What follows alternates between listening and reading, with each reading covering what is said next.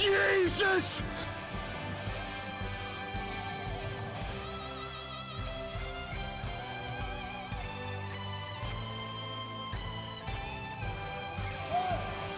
Charles, please.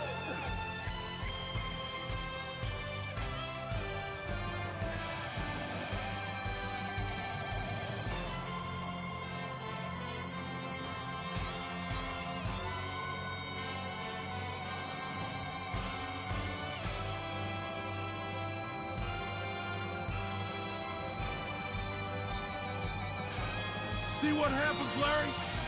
This is what happens when you fuck a stranger in the ass, Larry. This is what happens, Larry. You see what happens, Larry? You see what happens when you fuck a stranger in the ass?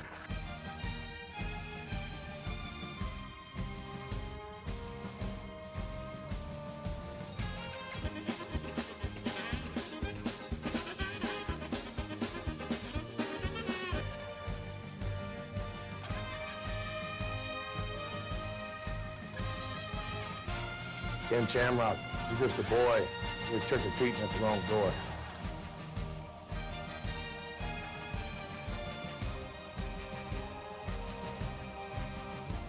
He's not a cheap shark.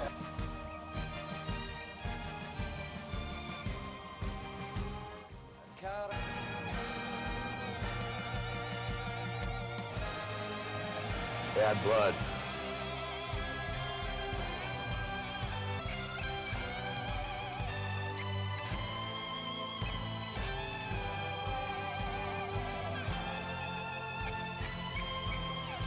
I'm getting so tired. People ask me, "Did you ever fight Ken Shamrock? Did you ever fight Ken Shamrock?"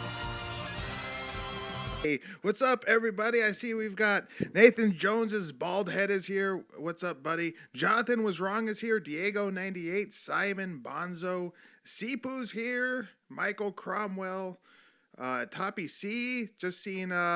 He's never seen him before. Hi, Toppy C. Welcome. And we've got our fave Gotans. What's up, buddy? Make sure you guys can hear me well. I'm loud enough. And if Alistair pops in, go on Google Hangouts. So Google Hangouts eats up a lot of my CPU. It takes up like 30% of my CPU. So, I mean, I've got admittedly an outdated rig as like my main rig for encoding and stuff. You know, it's a quad core 8-thread Xeon 34 something or another. It's old, but it's gotten me ready. So y'all ready for Samurai? It's S Samurai 2000. Don't know a whole lot about this other than I think it's a Satoru Sayama thing with shoot boxing. So if you like shoot boxing, you're in for a treat tonight. And if you don't like shoot boxing, well, you're fucked. If I'm ready. If you're all ready, let me know that the audio is fine. Let me know that you can still hear me when I press play. So let's go. Here we go. There we go. It's a Coliseum. Some nice graphics. I like it. Check that out. This is some cool shit. Whoa, the floor disappears.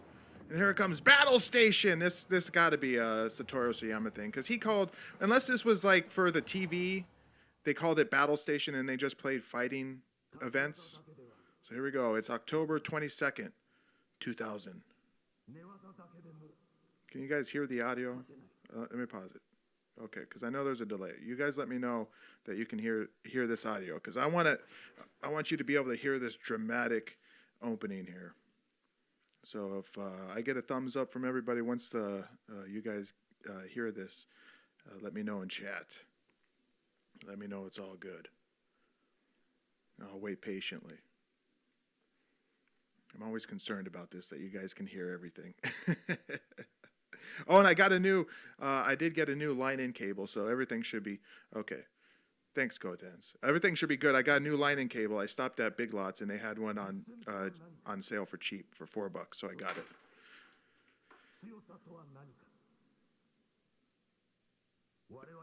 This is dramatic. It's really dramatic. Got the dark lights. He's telling them that they better be prepared for ritual sacrifices in the ring. Prepare yourself for the blood orgy that is shoot boxing. Or Saikendo, whatever the fuck they decided to call it this week. Samurai! Project Japan!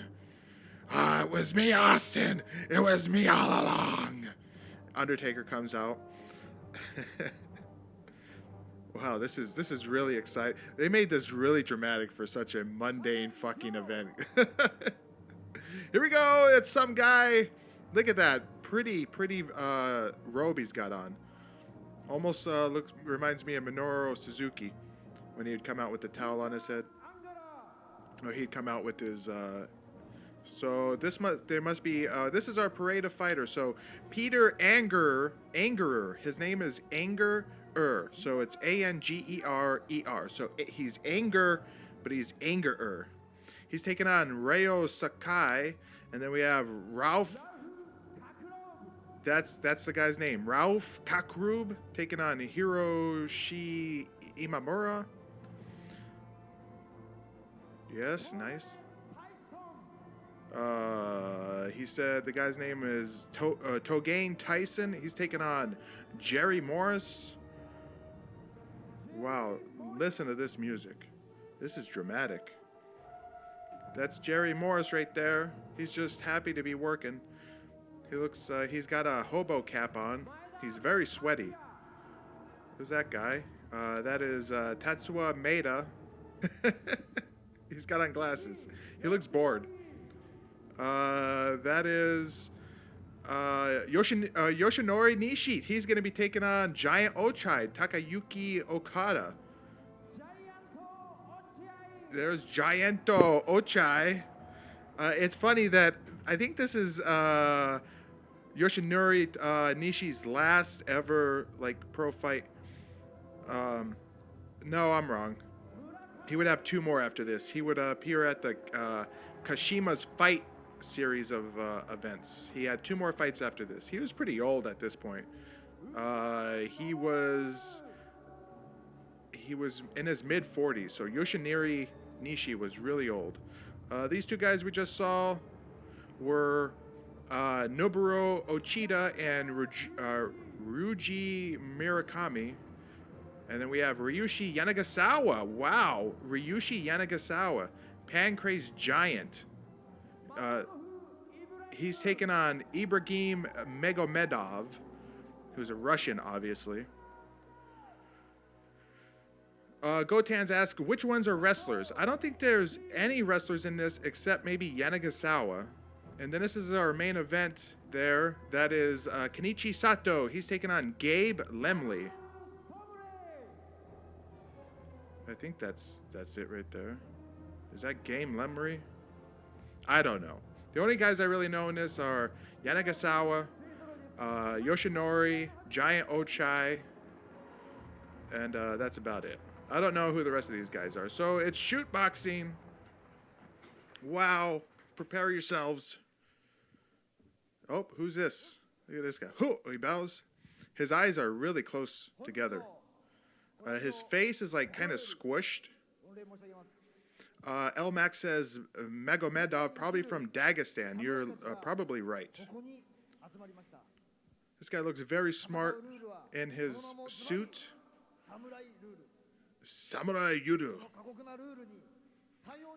He could be a voice actor, like in the, Japanese. I love Japanese voice actors for the big animated movies. Not so much like regular anime. Regular anime is fine, but I love the Japanese anime movies from the mid 80s to the mid 90s.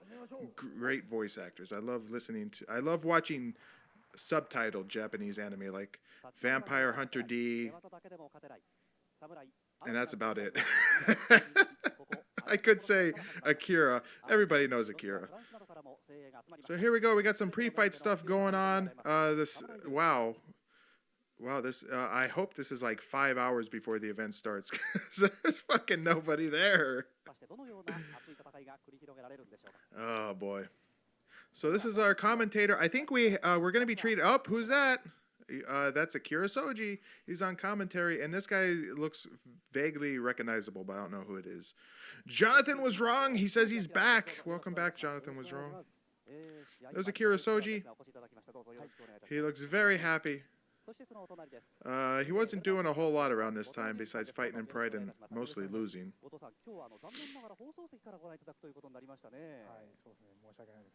And that guy I think is also a fighter, but I don't know his name. Jonathan was wrong says Yu Yu Hakusho. That show's awesome. Never seen it. Most recent anime, I guess, series I watched was Attack on Titan. But that show, it had a great first season. And then like the second season, I don't know what the fuck happened. It was like talking to me. I'll be right back, guys. Enjoy the pre-show here with Soji. そして後藤さんはこのルールあるいは大会どうご覧になりますか。そうですね。もう僕は基本的に打撃の選手なんで、ジェリー・モリスとか前田達也選手などの対戦の選手がどういうふうに戦うかっていうのがものすごい興味ありますね。はい。特にオープンフィンガーでの戦い方がすごい興味があるんで。オープンフィンガーグローブでの戦い。なるほど。それぞれまた見方が違うんで、今日は大会の。All right, I'm back. HHC says, well, made it to the stream. Welcome, buddy. Glad you're here. Jonathan was wrong says, Yu Yu is from the 90s. I agree with Attack on Titan. Got flabby. Yeah, I don't know. It was really weird. Me and my wife, surprisingly, my wife watched the first season with me, and she was into it. I mean, it was really good. Really dramatic. And, yeah, not sure what happened for the second season. So here we go. Maybe we're going to get into our fight now. Our first fight here. This guy is in a gi. I think that's our, who is that? Who did I say that was? That's Peter Angerer. He's taking on Ryo Sakai. So here we go. It would be cool. You know, it'd be cool if they actually set the ring on fire, like in a Inferno match from the WWE. Just have fire around like the corners. That would keep guys out of the ropes. If you put fire on the edge of the ring, they should do that. So here we go. There's Peter Angerer. He looks Angerer. There's a touch of the gloves. Shoot boxing. Yay. I kind of like shoot boxing. It's okay. But it's a very niche sport. Gotan says season 3 was also garbage. Okay, I didn't know they ever finally made a season 3, but just assuming how cheap season 2 got, I'd imagine that season 3 was just still images. Elmax says I finished One Punch Man season 2. It was good. And Dago says FMW deathmatch. That would really hype up our shoot boxing here, because otherwise, so far it's kind of blah. But if you put some fire, like on the edge of the rings there, that'd make this really hot. Kicks, and he's getting shouts from his corner, I guess, every time he kicks. There's a kick to the body. I think Satoru Sayama, Tiger Mask, is involved in this in some way. I don't know for sure exactly what way he's involved in this. He might be a producer or something. Because all this shoot boxing stuff in Japan was mostly Satoru Sayama behind it.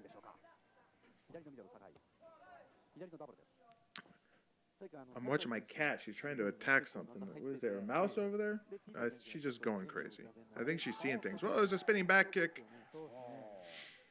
HHC says, because they didn't know what they were dealing with using fire, sent the original Sheik into a coma. Oh, yeah, HHC said, earlier he said, reminds me of the death match they had in FMW where they had to call the match off. A fire match would give Sabu flashback, says Nathan Jones, bald head. Nathan Jones, bald head. He's a wombat breeder in his native Australia. Wombats that surprisingly look like Nathan Jones. Oh boy. There's some punching there from what did this guy say? This guy's name is Peter Anger. Anger. So we got 3-minute rounds here. They should go pretty quick. This is sort of the crowd might be dead. They might be in comas themselves. I think they've been through some FMW death matches. They might be in a coma. So I wonder what time of day this took place on. Usually Japanese sporting events, don't they like take place like midday, like around 3 o'clock? I'm not sure if I would be up to watching fighting at like 3 o'clock in the afternoon. Jonathan was wrong. Asks wombats for meat. I think it's wombats for sexual pleasure. That's what he breeds wombats for. Or their fur. There's an overhand left by Peter Angerer. Sakai here. Well, that was round one. Wombat milk?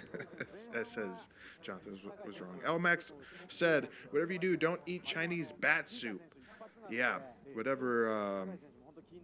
There's actually a conspiracy theory that says that this was the coronavirus that's taking China by storm, that it was actually a bioengineered virus that got loose.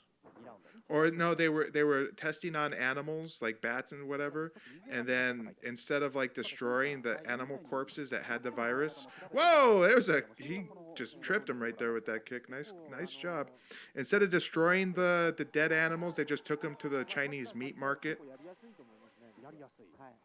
and that's how the coronavirus broke out. Here's some good punching from Sakai. Whoa, he's teeing off here on Peter Angerer. Up, he's going down, he's going up, but a lot of those were pretty soft. Gotan's asked, did you watch Rising 21, The Most Dangerous Man Alive today? I did not. Unfortunately, I did not. I admit I haven't been paying a whole lot of attention to Rising. I would like to pay more attention to it. Whoa, that was sort of a bully punch, right? I just punch you right in the top of the head. It's like, Peter Angerer here goes for another trip as Sakai had his foot up in the air there. Whoa. There was a kick and then a punch combo. Sakai's moving in. Doesn't really get much off, though. Peter Angerer here. Whoa, they go for punches. Pride referee. His name is Akira something or another. There's a kick down low. And more soft punches from Sakai. He should really put more stank on these punches. Peter Angerer needs to tighten up his punches. He's looping his punches. He should be punching down the middle. See, that punch could have been straight down the pipe instead of hooking over the left ear. Whoa, there's a spinning back kick that was a little off its mark by Peter Angerer. Peter Angerer, I think, might be the better... I think this is supposed to be shoot boxing, so there should be throws allowed, or maybe this is... I'll admit, I don't know if this is entirely shoot boxing or if it's mixed shoot boxing and kickboxing. I think this might be a kickboxing match. I don't think this has any of the shoot boxing elements. And you asked me, The Most Dangerous Man Alive today, what the fuck is shoot boxing? Shoot boxing is stand-up kickboxing fight, but with you could do throws and you could fight on the ground for like 10 seconds. No submissions, just limited ground fighting.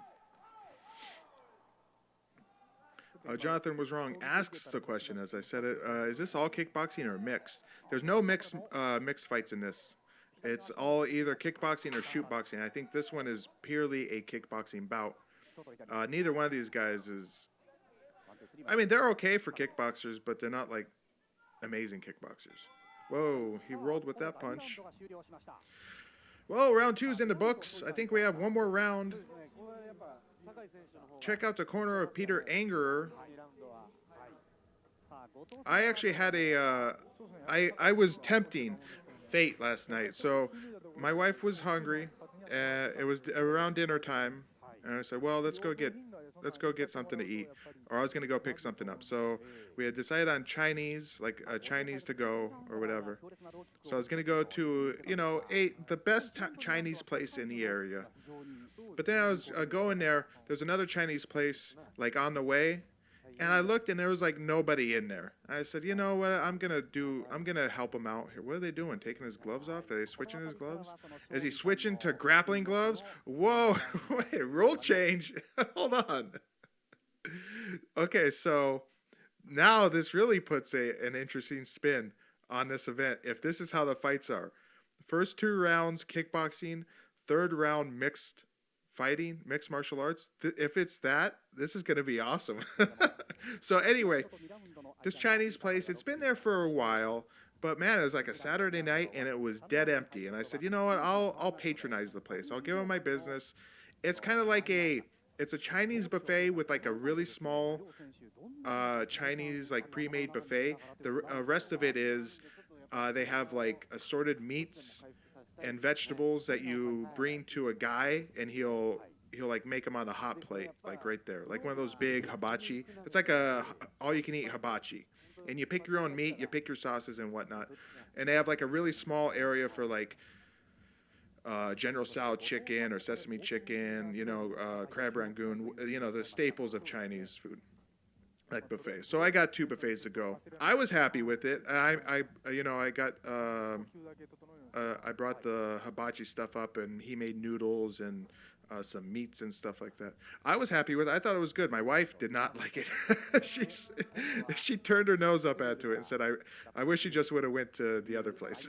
I said, well, you know, what are you going to do?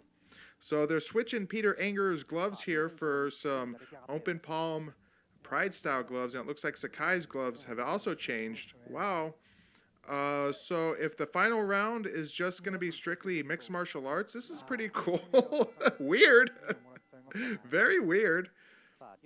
So let's see what MMA is going to be like here. Maybe going to be more action here. Grapple, a clinch early on here as Peter Anger is trying to pull the neck over. Whoa, he slams him down, but he gets turned himself, and Sakai is on top. He's going to mount him here.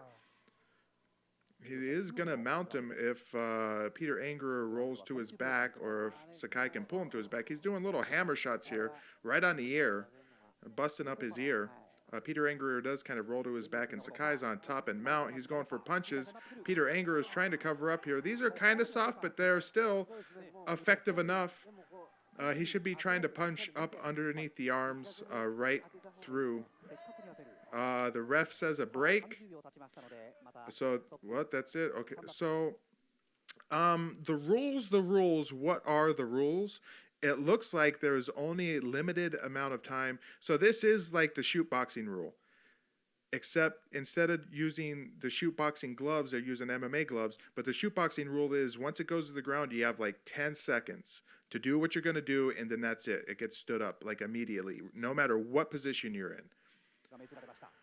So, strange for an MMA style now fight that this has become, that rule is going to be used. Superman punch there by Peter Anger, then a nice left, but Sakai's going after him here. Peter Anger is covering up. Sakai's going right after him, following him into the corner, punching. Peter Anger looks like he's going to get stopped here as Sakai is going buck wild on him. Misses with that knee. That knee connects. That punch was good. That punch was good. Some body work mixing in. Peter Anger is all fucked up here. He is getting kaplowed with some of these shots. A lot of them are going off the elbows, but some of these are really clean. Some good kneeing there, and Peter Anger hasn't fired back. He should be firing back because Sakai's guard is straight open. I think Peter Anger was paid here to take a dive because he should just punch him. Just throw your hand out right there.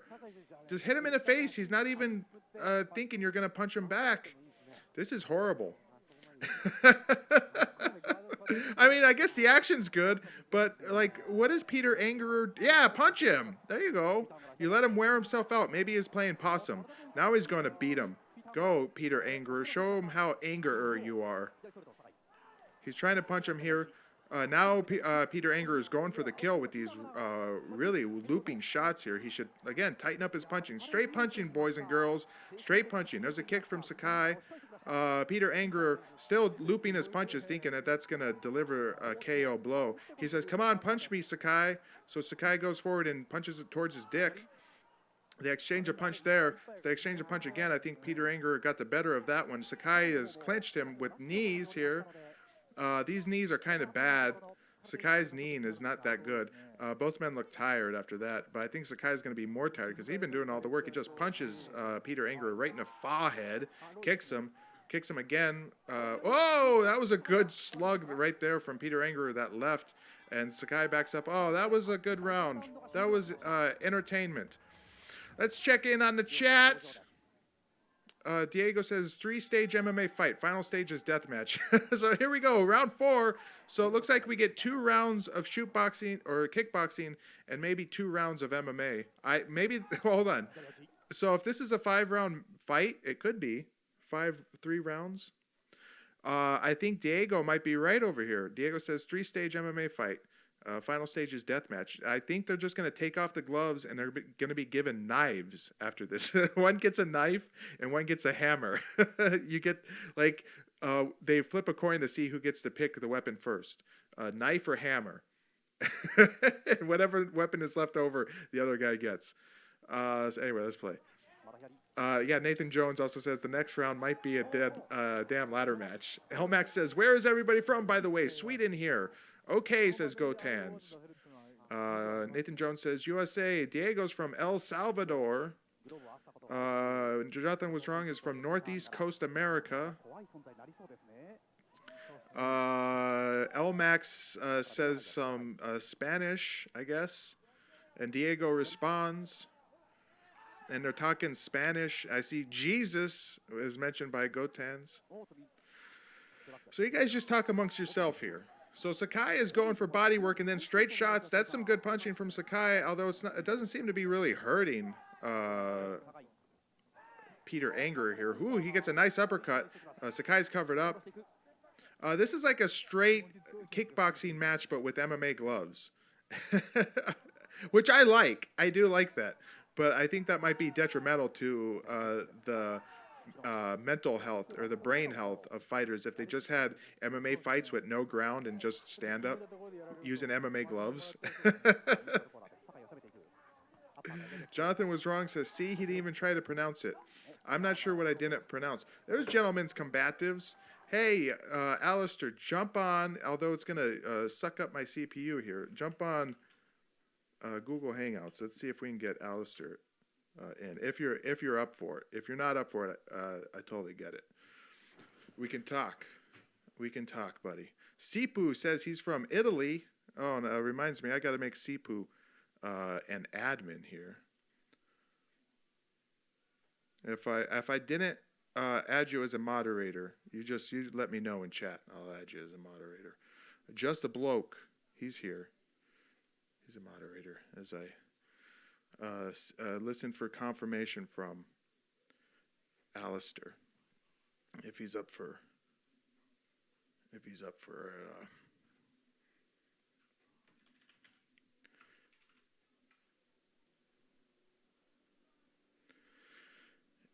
for some Google Hangout. And there goes my CPU being sucked away by fucking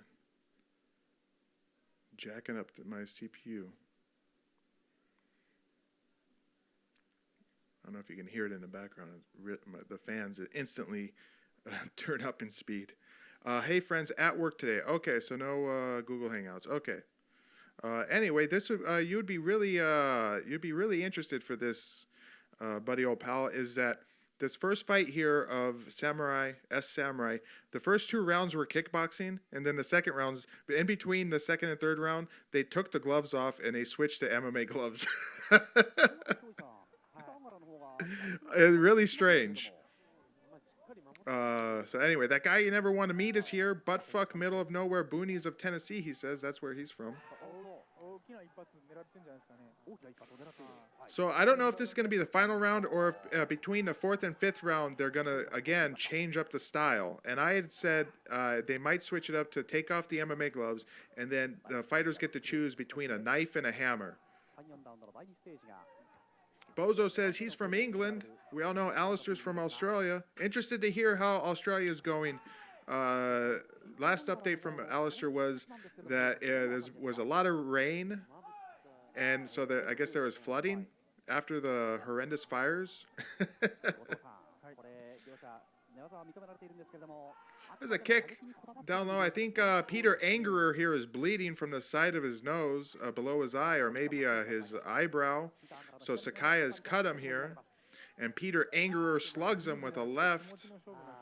Peter Angerer, I think, is going to lose this just from the cut. I mean, otherwise, it has been somewhat even.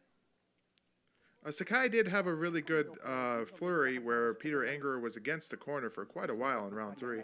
Well, he kicks him there, so I think Sakai is looking like he's going to win this. I don't know what's going to happen, though. I don't know what's going to happen in round 5. Diego98 asks, there are no Asians in the chat? No. Okay, so that's it. 2 rounds of kickboxing, 2 rounds of MMA.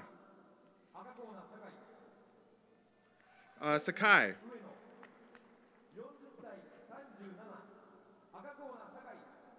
Sakai wins by, sounds like, unanimous decision. There you go. He gets picked up by Peter Angerer. Hakan Carlson's here. Hello, Hakan. We'll tell you what you missed. You missed 2 rounds of kickboxing. They switched the gloves after the second round. For some reason, put on MMA gloves and then had a stand-up kickboxing fight with MMA gloves. I guess there was an executive decision. It's like Vince McMahon. He's at the gorilla position watching the fight. And he says, this kickboxing shit is boring. Put him in MMA gloves. So that's what they did. So there we go. First fight, you had Ryo Sakai winning a unanimous decision against Peter Angerer. We go on to our second match, which is going to be Hiroshi Imamura taking on Ralph Kochrub. Ralph Kochrub, this is his only listed pro fight. So it's kind of weird if it's going to have the kickboxing MMA shit again. So that's got to be... So, okay, so they're coming out in kickboxing gloves. He kind of looks like Gracie. He kind of looks like Hicks and Gracie. A little bit here. It could be Hicks and Gracie. Oh, and reminds me. I'll make our old friend Hakun. I don't know how to say it with the apostrophe above your A. So I'll just call you Hakan. So here we go. They should just. So this guy is Kauf. What did I say his name was? His name is Rauf. R-A-U-F. Rauf Kochrub. So Hiroshi Imamura looks like the Japanese version of Hicks and Gracie. To my eyes. Maybe you think it's he doesn't look like Hicks and Gracie at all. I think he kind of looks like Hicks and Gracie with the haircut. That's like a Hicks and Gracie haircut. There's some kicking action here. Shidokan. So he's got Shidokan, I think, on his trunks there. If he has Shidokan, then it might be like the Shidokan Jitsu. That Saudi Arabia form. Maybe he's from Saudi Arabia.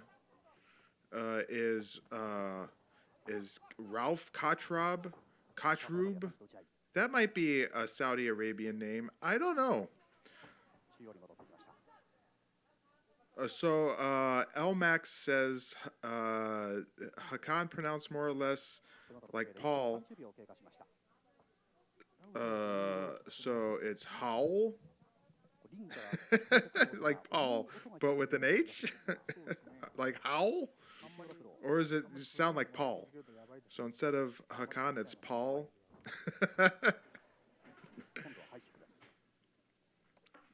So anyway, back to our fight here. This is some sloppy kickboxing here from sloppy punching from Ralph Kochrub. Raub, I think it's R-O-U-B at the end there. Ooh, sloppy looping punches again. What I tell you guys earlier, straight punches, boys and girls. These kickboxers should be straight punching. I don't know why every single one of them is doing these loop and punching bullshit. Straight punches down the pipe. 2 straights, leg kick. 2 straights, leg kick.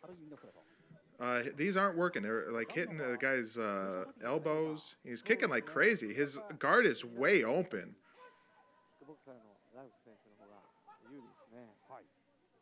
Elmax explains more about the pronunciation of the Swedish name. And Hakan Carlson says basically pronounced Hakan. Thanks, buddy. So Hakan. Elmax says, as they pronounce in England, an A sounding ow, so Hakan. Okay. Moving on. So there you go. Round one. Round two. I think this guy is like, maybe he's like Saudi Arabian, because I'm pretty sure his trunks say Shidokan. Wait, did I miss a throw? Was there a throw? More crazy, like kicking his guards wide open. If, oh, he knocks him down with a knee, that's going to count. I think that's going to count. The Japanese Hickson Gracie. He's got knocked down. Oh, the towel gets thrown in? What? What happened? Did his nose bone go up in his head? Let's watch this again. Round two. Gentlemen's Combatives, Alistair says, shootboxing is a cool rule set. I'm unsure of if it's the first match had when it had the kickboxing gloves on, or the kickboxing portion. It had no shootboxing stuff at all going on. But when they put on the MMA gloves, they had the shootboxing rule of once you're down, so that knee, his nose bone must be fucked up. When they had the MMA gloves on, it was literally 10 seconds the ref allowed him on the mat, even though the one guy had mount. His nose bone. So, Kochrub, he's got Shidokan on his trunks. Shidokan Jitsu is the national martial arts of Saudi Arabia. Can you believe that? But this guy's a kickboxer. Elmax says, I devoured 40 pieces of sushi today. Wow. There's a nice all-you-can-eat sushi place. It was all right. I haven't been there in a while, but the last couple of times I went there, it's all-you-can-eat sushi for $20. And the first time I went there, I was in love. Amazing place. But it got like so busy. Who's this? Who's in the ring? He's got a trophy. Is that the Shidokan Jitsu master? Is he a prince of Saudi Arabia? He just puts the trophy on the floor. He was going to put it on the floor. There you go. He's going to pose in front of it. So there you go. He gets the Shidokan Jitsu Grand Trophy for some reason. Kicks him in the side of the head. Looping punches. Gets his knee off. That works, surprisingly. Diego 98 asks, do you like that much sushi? Well, when it's all you can eat sushi, I find I don't eat a whole lot. I eat like maybe two servings. But it's like one of those places where it was nice in the beginning. I mean, people knew about it, but it wasn't like insane. And then the next couple times I went, it was like a madhouse. You had to wait to get in. The whole place was full. Took forever to get the sushi. And the sushi was, it just didn't taste as good. So anyway, I'm a big fan of sushi though. I do like pizza.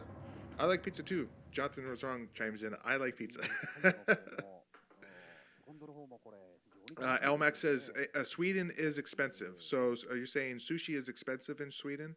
I guess $20 for all you can eat sushi, and it's like good sushi. I guess that is a deal. I mean, imagine if you're eating 40 pieces of sushi. I don't know how much that costs you in Sweden. If you're getting 8 pieces per sushi roll and it's like $15 per sushi roll, then yeah, that is expensive. But in America, you could find places that sell like 8 pieces of sushi, like a sushi roll for $6, $6 to $10. It's pretty good. So here we go. Our third match here is going to see Jerry Morris versus Togaine Tyson. Jerry is in the red, I believe. Togaine is in the black trunks. I could be wrong, though. They're both black. There's some punches from, I assume, Togaine against Jerry Morris. Remember, Jerry Morris had the hobo cap on. I'd like to see him get to the third round again and put on the MMA gloves for shoot boxing with MMA gloves, which is what it was. That's pretty much what it was. Hakon says, everything is expensive here, though, in Sweden. That's, I guess, the nice thing about America. Just because of all the farms we have, dairy farms, pig farms, corn. A lot of stuff is expensive, you know. I was surprised at how cheap milk had gotten recently. I was able to buy a gallon of milk for like $1 for almost a year straight here in Illinois. It's now gone up. It's now $2, but still, that's pretty good for a gallon of milk. Jonathan was wrong. Says America's mad expensive too. Rent here is like 3/4 of my wage. It depends on the area, I guess. Middle of nowhere, Illinois, it's pretty cheap. You could rent a whole house, 3-bedroom house for probably $600-$700. Yeah, I imagine in the East Coast or the West Coast, yeah, it's not cheap to live, you know. So either coast you live on, it's not cheap. Middle of America, it's really cheap. As long as you're not in a big city like Chicago or Houston or something like that. Elmax says, I pay $500 for an apartment with one room. I guess that's not horrible. I mean, you could be living in San Francisco where that same one-room apartment is probably $3,000. See, Jonathan was wrong. Says $1,200 a month for a one-bedroom apartment. So far, this match is pretty boring against Jerry Morris and Togain Tyson. Togain like Rogaine.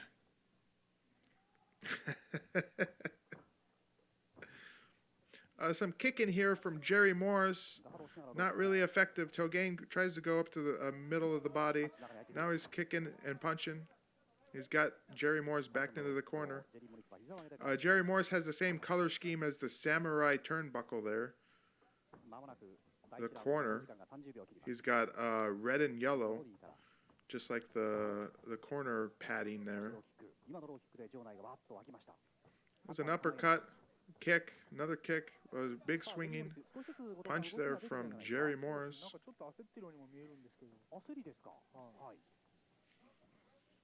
Yeah, I got a technically a 4-bedroom house with 1 full bath and then a half bath and a pretty big basement. And my mortgage for just the house is like $475. You got to add on taxes. Illinois with their fucking taxes. So I pay like in total taxes and home insurance and mortgage. It's like $770 a month. Jonathan was wrong. Says, yeah, I live. You could find like a city that's got like 10,000 people, and it'll have a Walmart and an Arby's, or a Hardee's. That's all you need. You just need a Walmart and a Hardee's, maybe an Aldi, and you could find a much cheaper place, unless you have reasons to live near Boston. Jonathan was wrong. Also says, I work 6 days a week, by the way. Elmax says $770 is real good price for a house with 4 bedrooms, and it's not like I live in a crappy area. I actually live on one of the nicer streets in the city I live in. But you know, they do have some government housing. I guess you could say it's called government housing, like a couple blocks away. And a lot of people from Chicago usually come down and live in that government housing, so you kind of get some riffraff around that lurk the streets at sometimes. Jonathan was wrong. Says, I live in Weymouth. Diego Nadia says, here in Juarez, Mexico, for about a week. Don't ask me why. I was in Juarez, Mexico for like a week. And wow, I mean, it was like really cheap. Like they had and what was funny about my trip to Juarez, Mexico is they had like a huge mall that wasn't too far from the American consulate. And this mall was packed like all the time. The mall in my town here in Illinois, it's dead. Like they took away the JCPenney, the Sears is gone. There's like no end cap stores anymore, no anchor stores. It's all just Hot Topic, and there might be a Macy's still. That might be like the last anchor store, but it's dead all the time. This mall in Juarez was fucking packed all the time, and they had like a huge food court. I was really amazed, and it was like so cheap. The conversion rate, I don't know, but it was like really cheap. I think I spent the whole week, maybe $200 the whole week I was there.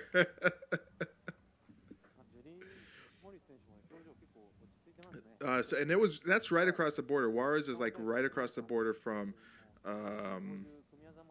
El Paso, Texas. So I mean, it wasn't like I was deep in Mexico. I was just right across the border. I could almost see his American living in like Juarez and then working in El Paso, and you'd probably be have so much money left over. Speaking of working, so they have switched him. Did they show the switch? We have switched to MMA gloves. So after round 2 here, they switched to MMA gloves. Elmax says Juarez is effing dangerous. Yeah, it is dangerous, but I didn't. It wasn't too bad close to the consulate. Like there was a lot of, I guess, security around, and I walked the streets quite often. Because I didn't rent a car or anything. I just walked. It wasn't too bad. I mean, I imagine that if I went deeper into Juarez, it would be bad. But around the consulate, it was pretty good. So anyway, my job search, I might be working again soon. We'll see. I've been off more than 3 weeks now. And I got to get back to work. My wife's job is definitely not enough to pay the bills. I was bringing home the bread. So yeah, I gotta start working again here. I work in the car industry, the car dealership business, and I was a digital marketing, internet marketing, merchandising. I started selling cars when I originally got in the car business, and then I moved over to like taking pictures, doing comments, all the stuff about posting cars on the internet. So I've been doing that for 8 years, and then I quit because my job, the company, kind of took a big turn. The owner, who was like he really is a smart guy, great car dealer, he got hurt and he had a serious brain injury. So then there was kind of a power vacuum. He owned 4 dealerships, and it was a power vacuum, and then they brought in another guy to take his place while waiting to see if the owner ever got better. Now I say get better. He was okay. He was in a coma for a while, and then he got out and they put him in therapy. And when he came back, there was something different about him. He was like easy to anger, and he was very vulgar, and this was like a 180 from what he used to be. He used to be a very calm, relaxed, very composed guy. His composure was totally different, and he was sort of someone told me a story where he was at church. This was not long after he came back. He was in therapy for like 6 months in Colorado.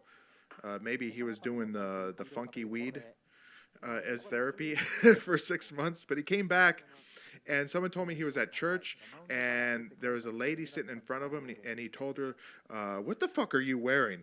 Like, how could you come to church wearing that?" Like cursed at her, and this guy would never do that ever. So the brain injury did something to him, like changed him, really changed him. So anyway, they put him on some severe medication, and he's mellow again, but he's lucid, but he's missing something. The edge is completely gone, and you need a little bit of an edge. But when they have full wits about him, he can't run the dealerships. He just can't. Like you could talk to him about the dealership, and he'll like acknowledge what's going on, and he understands, but he just couldn't be in a position to make decisions anymore. And if they left him off the medication, he could probably do it, but he would just be an asshole. He'd be a giant asshole. They're going for leg locks here. I haven't talked about this fight at all since they put on the MMA gloves. But anyway, getting back to, I'll wrap up my story here why I quit. So there was a power vacuum, and they brought in a guy to take over for the owner's like position of like principal manager of all the manager that I work directly under. I have a great relationship with him. They fired him. because somebody else in the company was gunning for his position and convinced the wife of the owner, who was now making the decisions, and she doesn't really know anything about the car business. This other guy in the company convinced her to fire the one general manager to let him move into that position. Anyway, I decided to quit because they were wanting to change my role around, but they were never definitive about what was going to happen. Meanwhile, they were reducing my workload.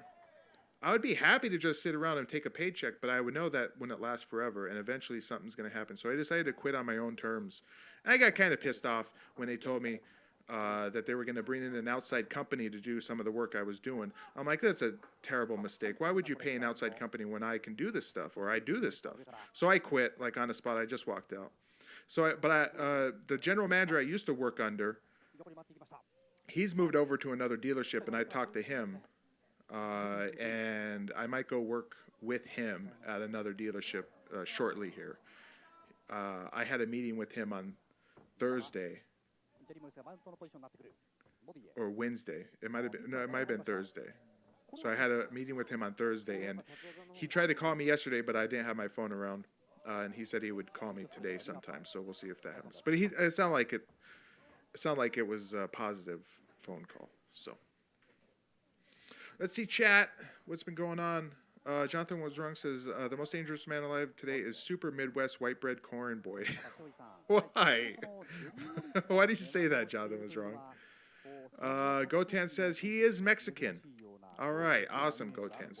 Thanks for joining us, buddy. My wife is Mexican.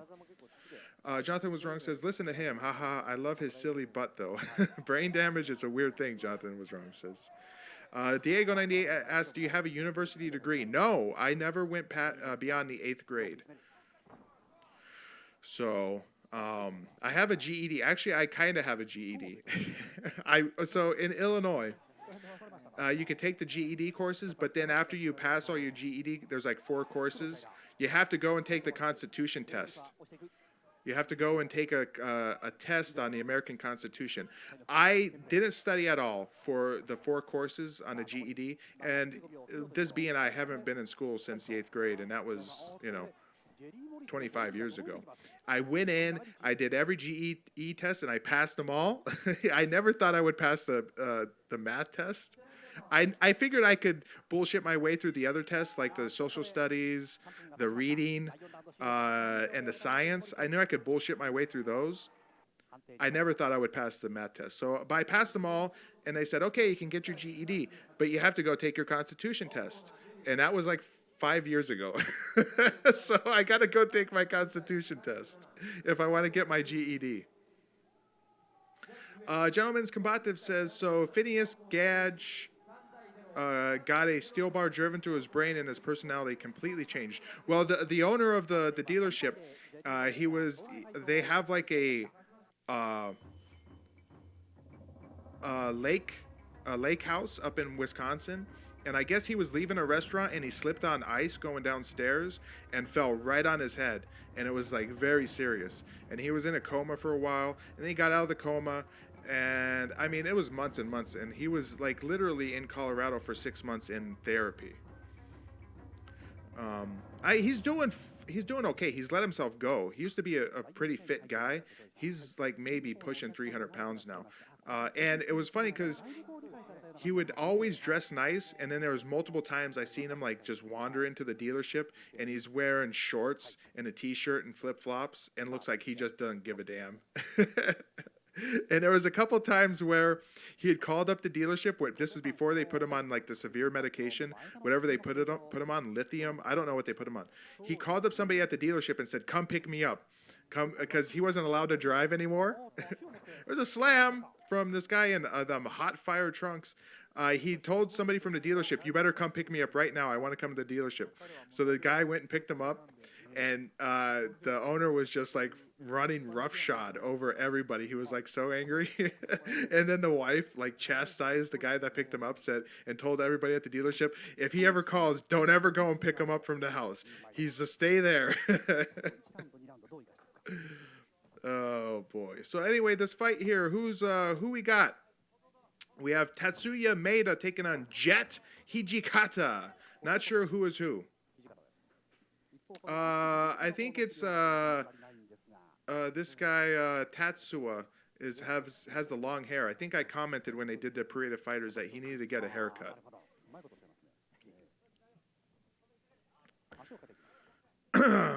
Anyway, I'm kind of all out of stuff to talk about after talking about the exploits of my job. It was a little judo throw from Jet. I think this guy, he looks like a jet. Gentlemen's Combatives, Alistair says, Jet is a great nickname. I think that's his first name, like Jet Li. It doesn't say, that's just what it says his name is. His name is Jet Hijikata. And this is his only fight listed on his record. And Tatsuya Meda. He has 2 fights on his record. He has one at S Samurai 2000, and then he fought at Rings World Title Series 5 in December of 2001. He fought Stephen Gillander and beat him via rear naked choke. He never fought again for some reason. That's really weird. Really weird. You'd have 2 wins 1 year apart and then never fight again.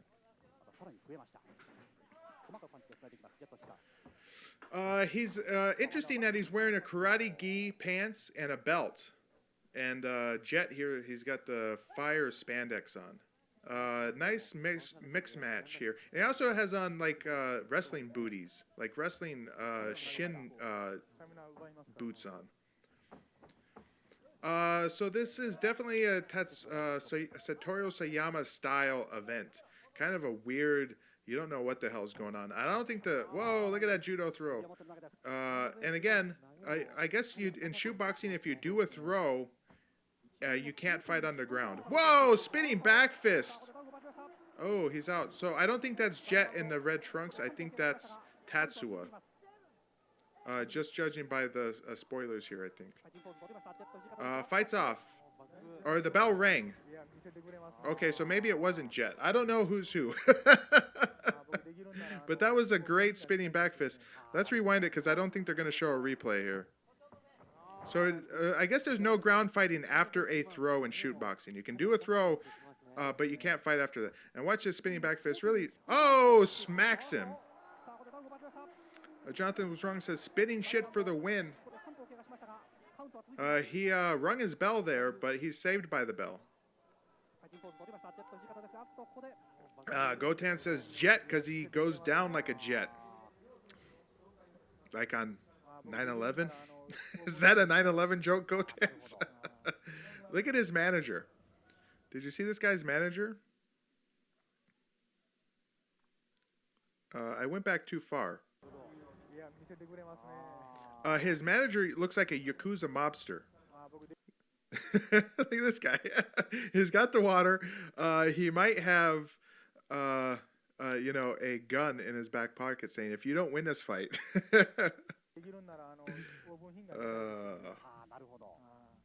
So Gotan's over there with the 9/11 jokes, the poor taste.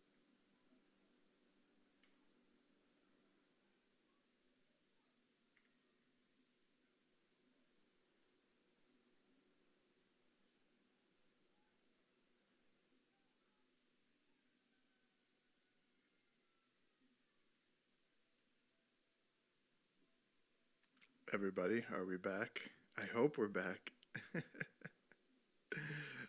Hopefully, sorry guys, I didn't notice that I was dropping frames in the OBS here. So hopefully we're back. Let me know if we're back. We should be good now. It's back. Okay. Sorry guys. Maybe my internet. We're back. You guys let me know. I think the last thing you saw was probably during the round break here. So you'll have to ignore everything I said about the fight. We'll just go back to, I think this is where you guys last saw.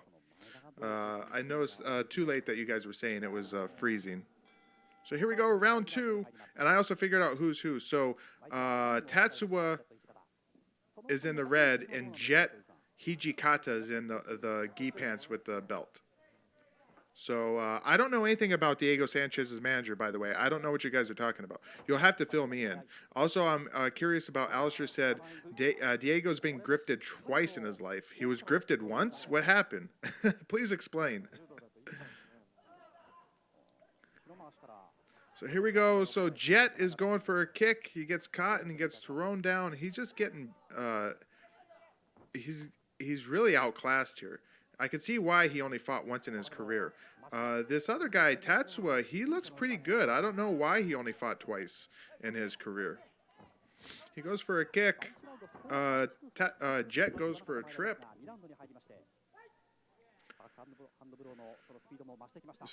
There was a kick from Jet. Tatsuya, though, is the much better fighter. Much more technical fighter. He goes for another throw. He's just all over him with these throws. Like crazy with the throws.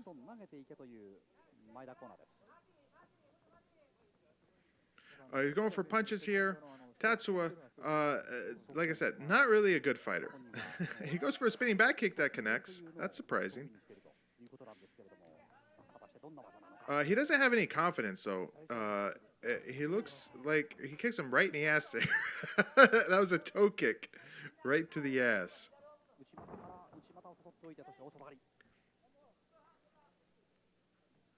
Alistair says, as it comes up, I've seen it in the YouTube control panel. I'm waiting for it to come up on the... oh, hold on, guys. Hold on, I gotta fix the live chat. I gotta fix the live chat. Oh boy, YouTube, it gives a new live chat after. I gotta fix it on screen here.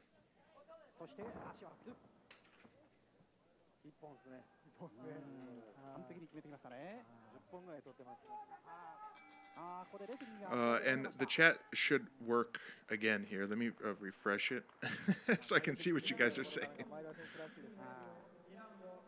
Let's see here. Okay, there we go. All right. All right, so let's see. Alistair says, after the BJ Penn fight, Diego made some extremely dodgy investments with a friend who took $250,000 and then disappeared. Oh, damn. So what's the story with his current manager?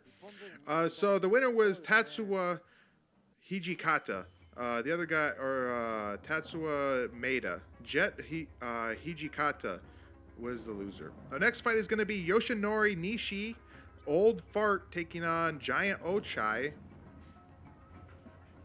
I would definitely say that if Diego Sanchez doesn't strike me as like the smartest guy, so you could probably easily fool him with scams.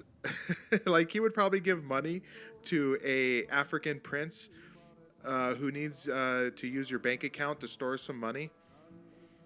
He just strikes me as a guy that's not super smart. I wouldn't say he's dumb, but he seems gullible, maybe in like a financial sense. So here comes Giant Ochai with an S&M clown. This is weird. The S&M clown has a punching bag, maybe, and a fan, like one of those giant Japanese fans. Alistair says his current manager is also his trainer, nutritionist, yoga master, and all sorts of everything. So what did his manager do? He's just taken over his life. Oh, okay. So all of Diego's money is going to the manager. Diego 98 says also his wife.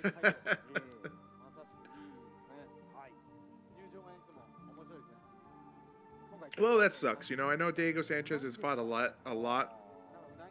And I'm sure if he would have saved his money and invested it properly, even if you could say half of the money he made per fight went to like training and nutrition and that sort of thing, he still should have been able to bank $50,000 a fight. And all you need to do is, like with money, like to invest it, is just put it into a broad market fund. Like if you want to be like low risk in terms of investing in the stock market, otherwise you put it into a higher yielding interest account, like bonds or maybe like a CD savings account that you can't touch the money for 10 years, but it'll accrue interest every year. Just invest in a stock that gives dividends. It'd be like the same thing. Like if you invested in Ford stock, Their dividend is like 7%, 6%, 7%, which is pretty good. That means you get 7% of your investment back every quarter. So here comes Yoshinori Nishi, old man, doing a shoot boxing fight for some reason. This must be a favor for Satoru Soyama. Or maybe Satoru Soyama is doing a favor for Yoshinori by giving him a fight. He might be in need of money. He's coming out with an Arabian rug on his head. For some reason, Jonathan was wrong, says Diego's a racehorse dude. He's not going to work stocks. Yeah, but you know what's funny is like all these pro athletes that make all this money and they never invest it. Like even pro wrestlers and stuff like that. Ex MMA fighters, if they just would have did casual investment of their money into a, you know, like a Fidelity fund, you know, like a broad market Dow fund or something like that, they could have retired nicely. Alistair says, old man Nishi. I like Nishi, but he didn't start fighting until he was like 100. Yes, and he's fighting Giant Ochai here, which I don't think this is going to end well for Nishi, but we'll see. Nishi is like 47 years old for this fight. He doesn't want to turn around.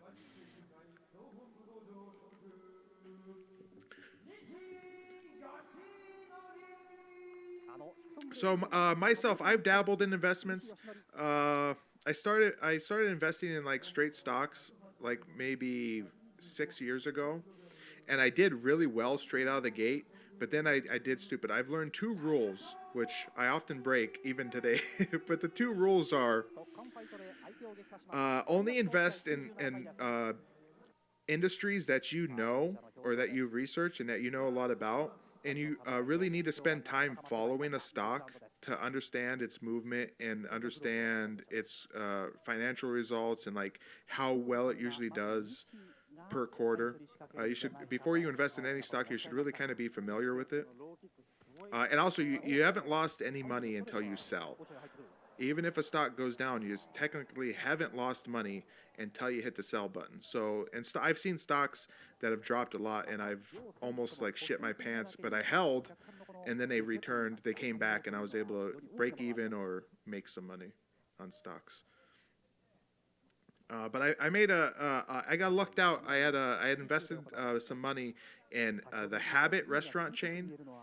They were a public company, and they had their IPO, and their IPO was like 6 years ago. Or 5 years ago. They had their IPO at like $18, and it shot up to like 35, and then it had a slow bleed all down to 20, and then slow bleed down to 10. And I bought in at like $8.90. And it wasn't a month later they announced they were selling to Yum Brands for $14 a share. So I made a nice like 50% profit on Habit Restaurant, because out of the blue they just announced that they were being bought by Yum Brands, who owns Taco Bell and Pizza Hut, for $14 a share. So I've been kind of flat since then in my stock trades, and I'm hoping a couple companies I'm invested in now. Kum Kum Line is here, the first Japanese fighter to fight Rickson Gracie, says Kum Kum Line about Yoshinori Nishi. You're right, Kum Kum Line. Or is it Cum Cum Line? He still hasn't told me. Is it Cum Cum Line or is it Kum Kum Line?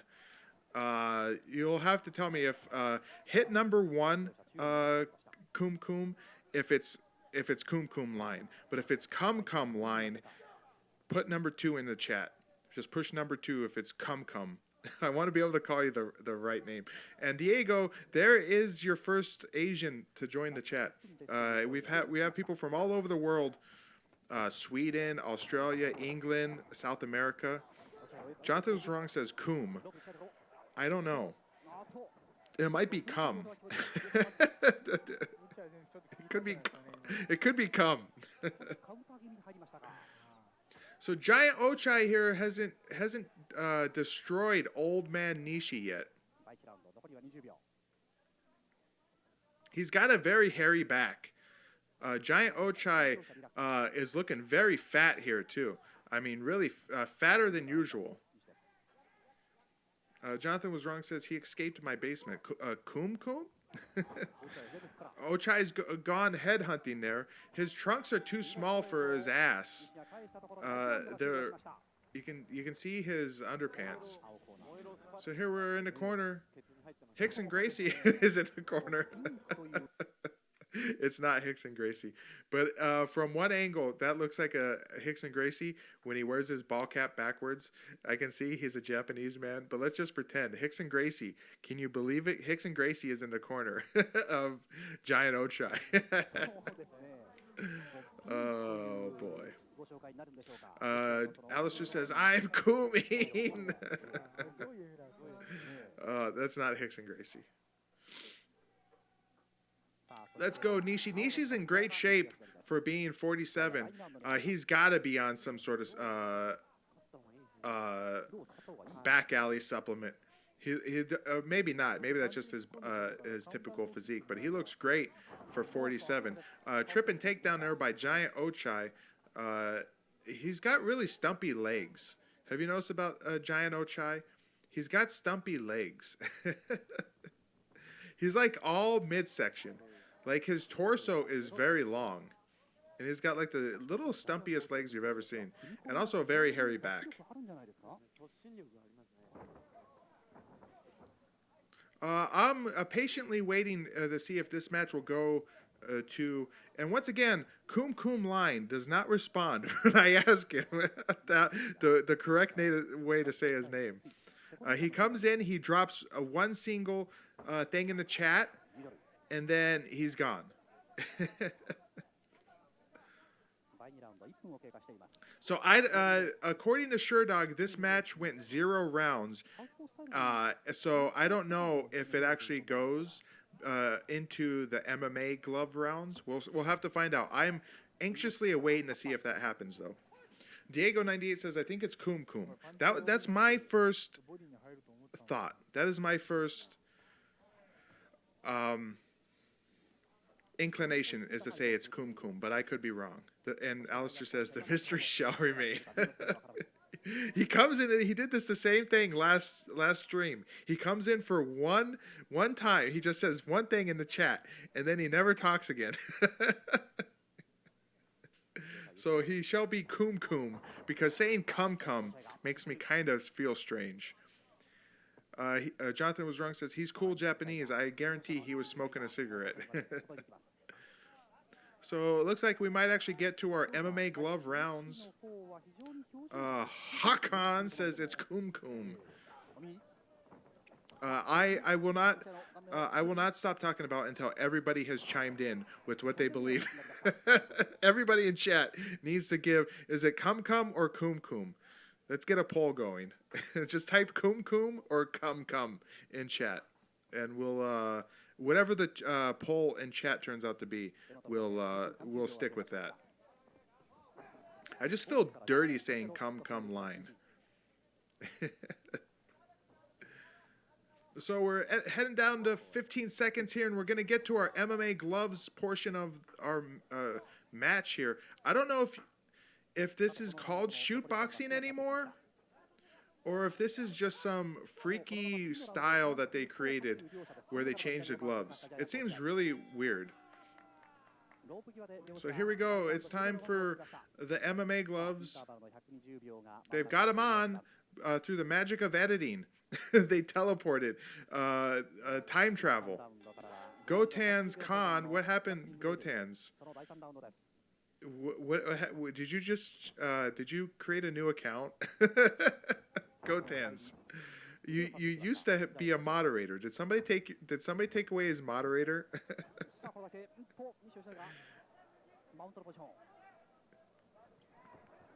Yoshinori Nishi was on top briefly there. Now Giant Ochai is on top. He's going for some punches. Punches the body. Little hammer fist to the body. Now he's trying to slap his face. What the fuck was that? Did you see that shit? Oh, I had it right. Okay, he like slaps him with his little fingers. That one guy you never want to meet says, "Cum." His name is Cum Cum. Maybe there is two pronunciations for each one. He doesn't denote it, but it's Cum Cum or Cum Cum. What is he doing slapping him there with his little fingers?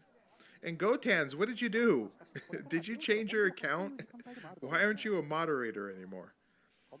I'll fix that. Unless that's unless that is not. Yeah, Gotans, you changed your account. What did you do? That's my backup phone. Oh boy. Funny stuff. Funny stuff. So the men are jostling around the ring here. Kind of a boring fight. There's a in the back of Yoshinori Nishi. There's an old gunshot wound, I assume, from the Yakuza shooting him when he didn't win against Hicks and Gracie. We have 3 more fights to look forward after this, or not look forward to. Our co-main event is Ibrahim Meghamedov versus Ryushi Yanagisawa in a shootboxing / MMA shootboxing style affair.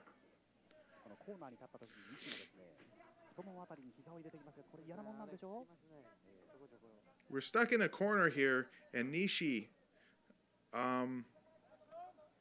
should be maybe pummeling the knees. Yeah, there you go. He should be attacking the legs of Giant Ochai here, because Giant Ochai has little stumpy legs, and I think that might be a weak spot. Giant Ochai has a very interesting afro. He goes for punches here. He's got like a Jerry curl afro. He goes for a judo throw, and Nishi jumps on his back. Is this legal in shootboxing, even with MMA gloves? He's going to choke him, and Ochai is in the ropes here, holding on. Alistair says, I believe pronunciation should be Ibrahim. So the G is pronounced with an H. Ibrahim, okay. Because saying Ibrahim is kind of stupid. Whoa, big throw there by Giant Ochai. Did you see that? And somehow Nishi winds up on top. How is that possible? He gets his good throw, and then he just rolls. Why?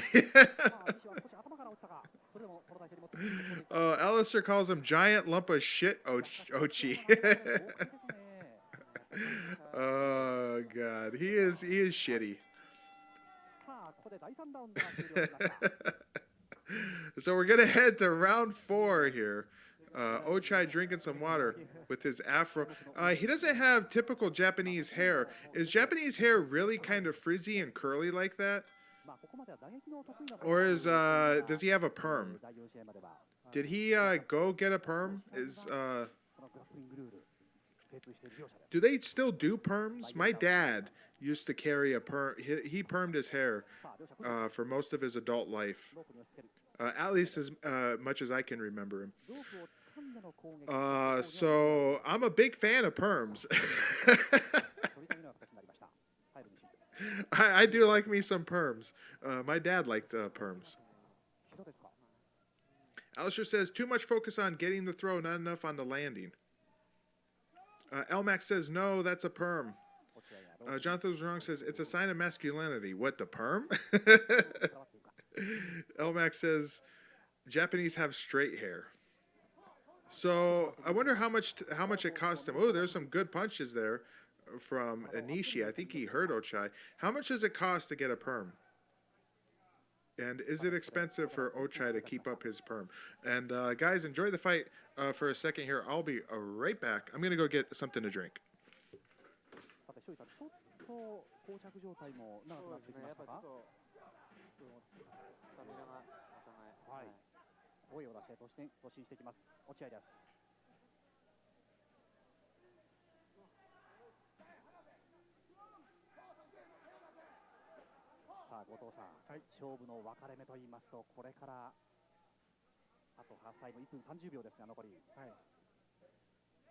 そうですね、やっぱり膠着続くんで、落合選手の引き離しからの打撃がちょっと、キーワードになるんじゃないかな。落合の前に出てくるところ、西も負けてません。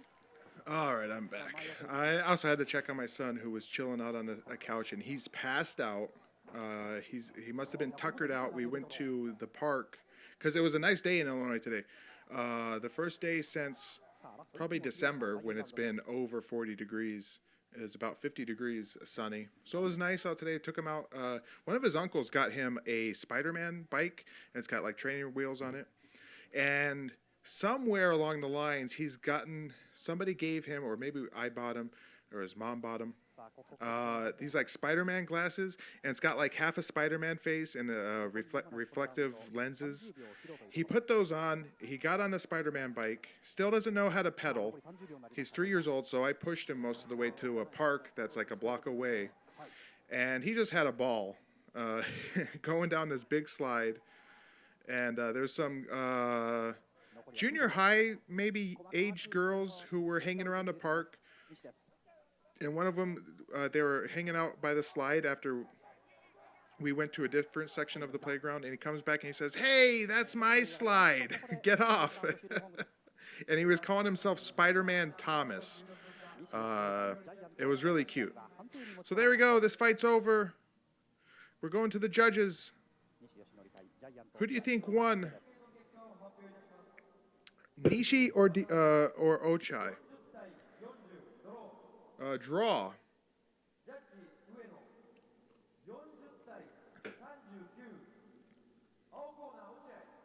Oh, Ochai gets one. So one judge says a draw. One judge says it's Ochai. And another judge says draw. So it's a majority draw. So there you go, and they bow to each other. That's sweet. That's really sweet. So we're going to head on to our next fight here. A majority draw. Elmax says the movie is called Coming to America in English, Hakan. It's Hakan. It's only in Sweden. It's called Prince in New York. You guys are talking about that old Eddie Murphy movie? I've seen that movie a bunch of times when I was a kid because they used to play it on TV all the time, like TNT or network channels. They used to play it all the time. So let's see. Our next match here is going to see Noboru Uchida taking on Ryuji Murakami. Murakami? Murakami? Remember this dipshit from Pride 1? Oh no, it's wrong. It's the wrong Murakami. Somebody's coming out to some rockin' big town Japanese music here.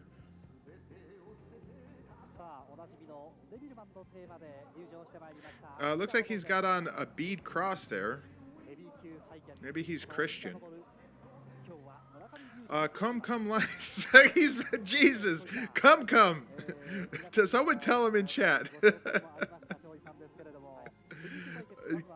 You've left us in suspense. What's the mystery? Is it come or is it coom? He's not responding.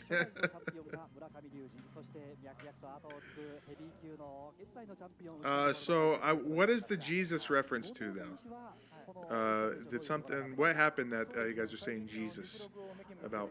Is it because the guy has on a cross? His Noboru, that's Noboru. He's from the Victory Gym.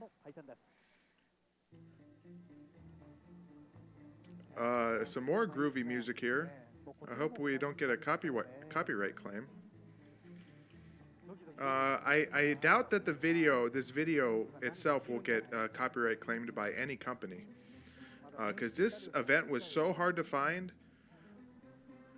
I'm surprised that it existed in a DVD format or a video format that like VHS. This is probably a VHS rip.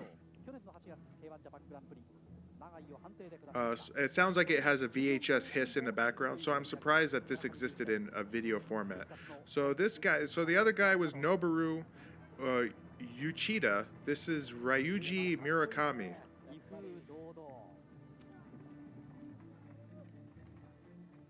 I like this music. It's kind of cool. Look at that robe he's wearing. It's got like a dragon on the back. Is this guy something special? Why is there so many cameras around? Ryuji Murakami. This was his one and only professional bout of any type. And Noboru Uchida. This is also his one and only bout of of any professional style fight. So I'm wondering if these guys might be pro wrestlers. I'm gonna search for the other guy first. Ryuji Murakami. Ryuji Murakami, it looks like he previously fought K1. He fought Andy Hugh in '93. Andy Hugh, here, let's pause this. Let's pause this so you can see, because I'm looking at this fight real quick. So you guys can see. Andy Hugh is sporting he almost looks like, I want to call him Gary Glitter, but it's not Gary Glitter, the guy from Queen. What's his name? Anyway, let's see this. That's Andy Hugh. So Andy Hugh, did he fight? Let's see if this is Ryuji Murakami. It could be.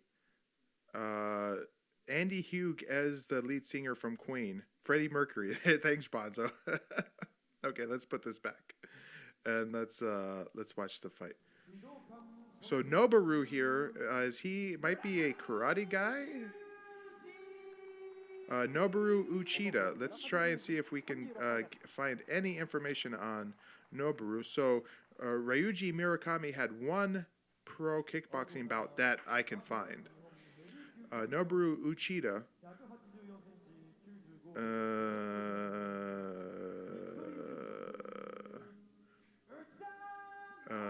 Can't find anything on Noboru Uchida.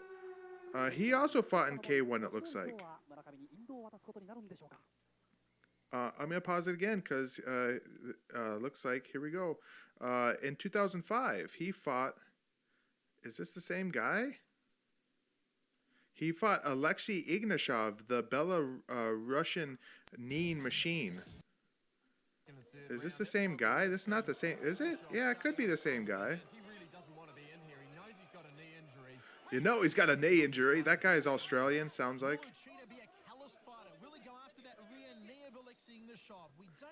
The knee of Ignashov. Yes, the Belarusian Neen Machine. Or is it Belarusian? Anyway, let's play.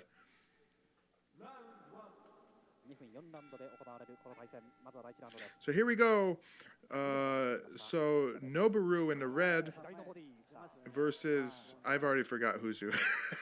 Noboru in the red versus Ryuji Murakami. So that must have been Noboru. Yeah, that was Noboru against Alexei Ignashov because he looks like the same build. So we'll see what happens here. Noboru looks a lot younger than Ryuji. So it's an old K1 kick fighter versus a younger K1 kick fighter.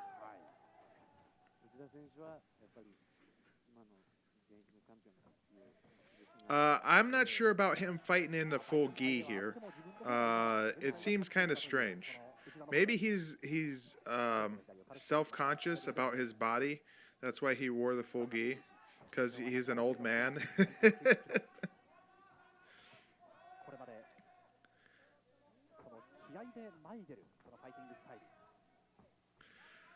Oh boy.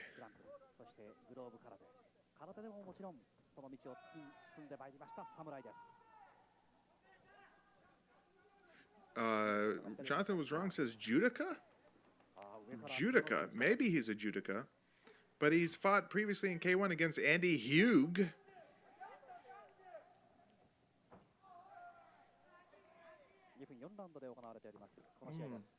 Elmax has got it as I take big sips of my drink. He says karateka. I think that's more correct. Short-sleeved gi? Asks Hakan Carlson.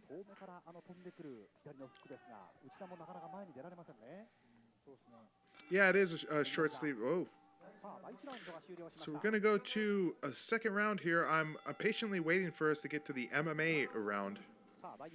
Elmax says you can hear the commentator say karate over the buzz of the VHS.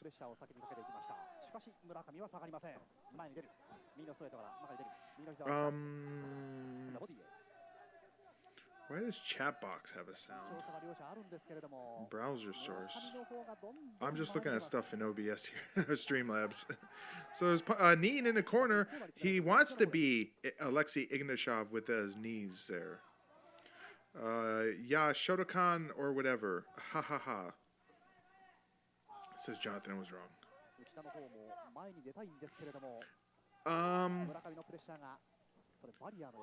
Noboru there, he's a pretty sizable fellow. I wouldn't be surprised if he's 6 feet. Maybe more. But then again, Ryuji could be 5'4". I know Noboru looks big against Ryuji, but Kum Kum Line asks, is real or fake?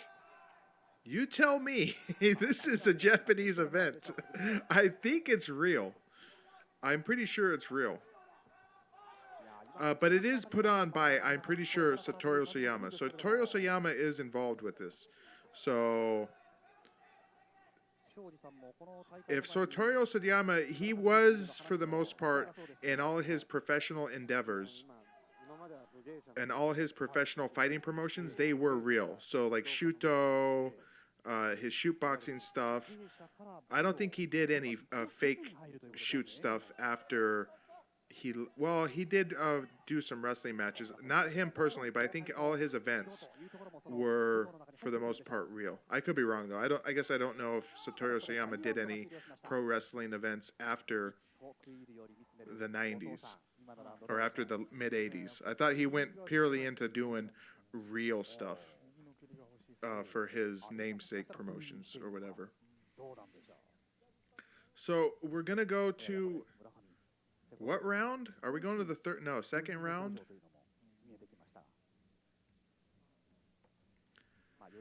We're gonna go to the second round here. S. Sagawa is here. He says, I think it's real. Thanks for joining us, S. Sagawa. I think it's the first time. Maybe we've seen you before. You have to tell us if we saw you before or not. I think it's real. Listen, it's real. If it wasn't real, they would have did. You would be able to tell. They would be holding back. Like I've seen the worked karate or the worked K1 kickboxing fights they had in like UWF, and this is a lot different. But you never know. Noboru at least has one kickboxing match that I know of, and it was against Andy Hugh. Elmax says, shit cell phone writes it all wrong.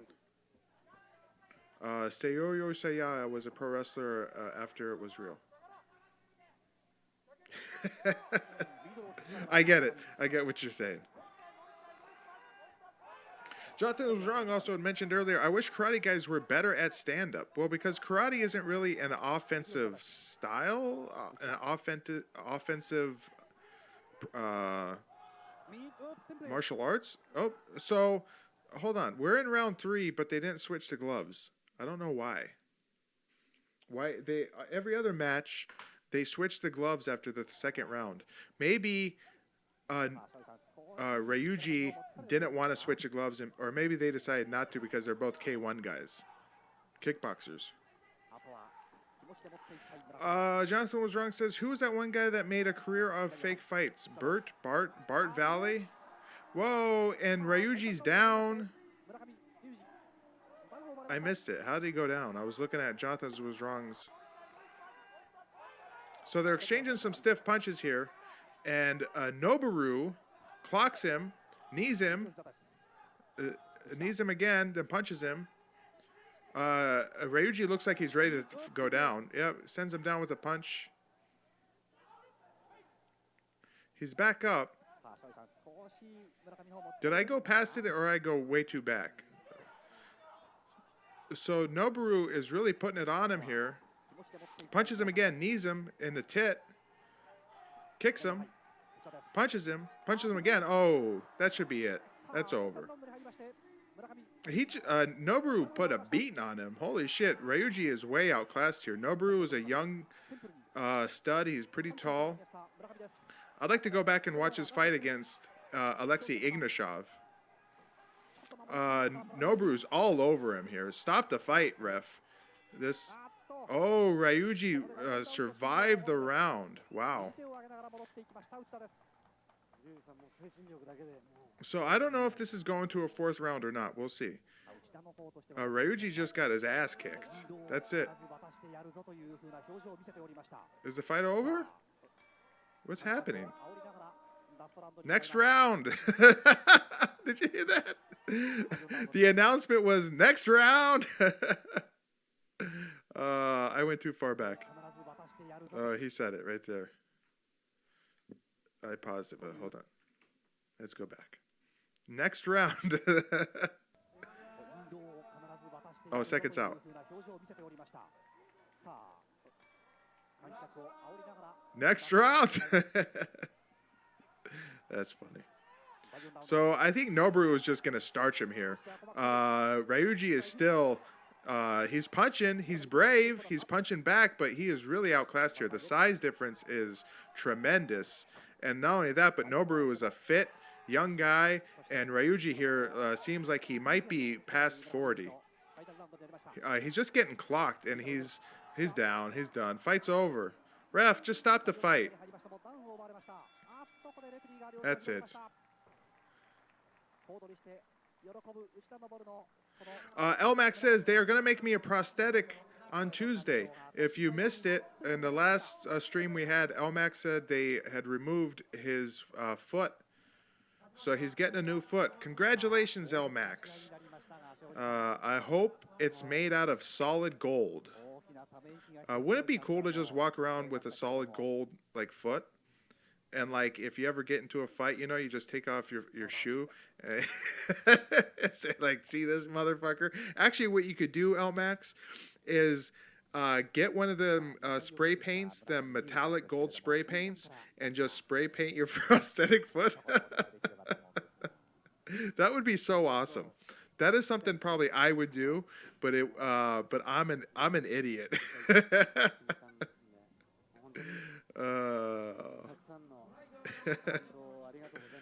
So there you go. Ryuji here. Oh, he's getting a tug. He's getting a tug from his buddy there. He's like, go lower. He's like, you want me to go down here? He's like, yeah, go lower. So Ryuji here, who's an old man, just got beat. Hakan Carlson says, kind of heavy, right? If it was just solid gold. And Elmax does say, I could just spray it with gold. Yeah, that would be the way to go. S. Sagawa says, imagine the roundhouse kick with the golden foot. It would be awesome. So Ryuji, this might be his retirement fight. He gets some flowers. He gets a big bouquet from Noboru, who is... this is like a passing of the torch. Ryuji is an old K1 kickboxer. I assume he had more K1 kickboxing fights than just Andy Hug, but maybe he did just have one against Andy Hug in '93. Don't know. But he's passing the torch here. I think he's going on his way. He's going to go off into the sunset with his nice bouquet. He was never seen again. So there's Peter Angerer is in the ring for some reason. And a lot of Yakuza guys. We got some Yakuza. There's that kind of looked like Satoru Sayama, but I don't think that was him. Whoa, look at this fucker. You see this fucking guy? He's got a perm too. Are perms big in Japan? That motherfucker's got a perm. And you got some Yakuza guys, and they're going to come over. He's got a scarf. He's a fancy Yakuza guy. He looks like he could be a boss in the Yakuza game. Seriously, this guy is one of those character bosses in the Yakuza game with the glasses. And I think the other Yakuza guy over here might come now. Yep, another Yakuza boss. He's got on... Come on, this guy... You pull this guy straight out of the Yakuza game. With his rose-tinted glasses. You gotta be fucking kidding me. So I guess Ryuji here is being thanked for all the dives he took for the Yakuza. Like when he fought Andy Hugh. The Andy Hugh odds went crazy when Ryuji fought him. Ryuji was a slight underdog, and then he was a huge underdog like a day later.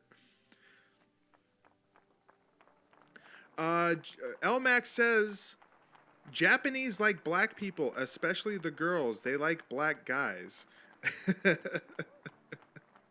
That's just some random thing. Let's get Kum Kum. Let's get Kum Kum's opinion on it, because he is Japanese. So Ryuji here, this must be his retirement. Oofs.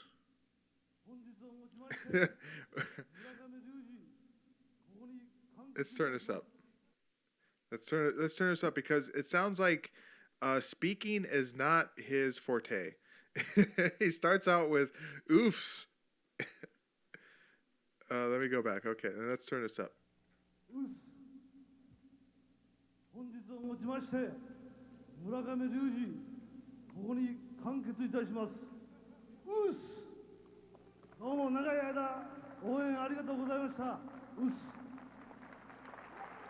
So that's it. Oofs, he says. He says oofs. Not sure. Not sure what that means. Hakan Carlson asked, Kum Kum, you like black guys? That's funny. Jonathan's Wrong says he's talking about his dog. His dog, Oofs. So he's getting picked up and celebrated here. Ryuji, I guess, was famous? I never heard of him. Well, they're going to just throw him. Yes. They should, you know, it'd be funny if they did that, but closer to the ropes, and they just threw him out of the ring, and he just, like, does a belly flop onto the cement floor. And then Ric Flair comes out of nowhere, and Ric Flair is already bladed. Ric Flair just in the crowd is blading. So that looks like Satoru Sayama there, but no, it doesn't. I don't know who that is. It could be Satoru Sayama. No, that's not Satoru Sayama. I'm thinking of somebody else. I don't know who I'm thinking of. Jonathan's Wrong says into a dumpster. Rolled out back. Yeah. That's funny.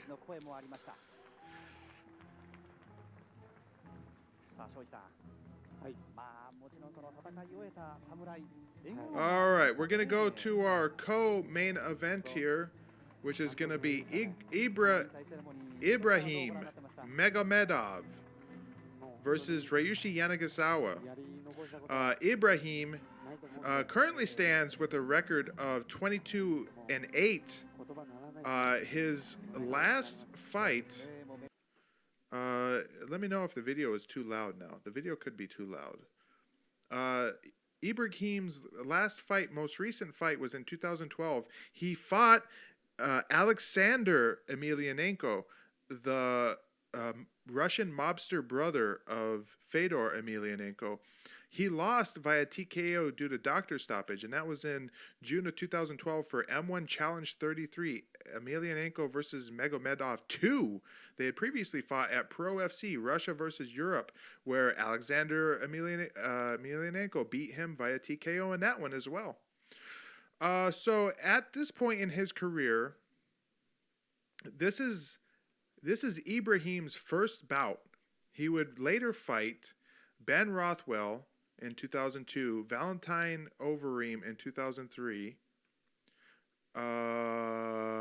Travis Wolf in 2004, Mirko Filipic, he would fight, in 2005, he would fight in Pride. He would fight Crow Cop in 2005. Denis Sobolev. He would fight him in 2006. The Denis. And that is the Denis Sobolev, I'm pretty sure, from Pride 13 that he fought Heath Herring and lost very quickly. So yeah, that's what I could tell you about Ibrahim.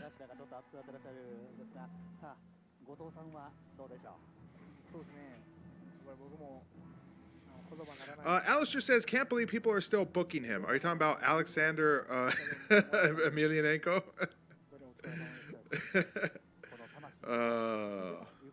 So we're going to see Ibrahim here in his first matchup. He wouldn't have a terrible career. It looks like he might be done fighting, as being his last fight in 2012. He's currently unknown age.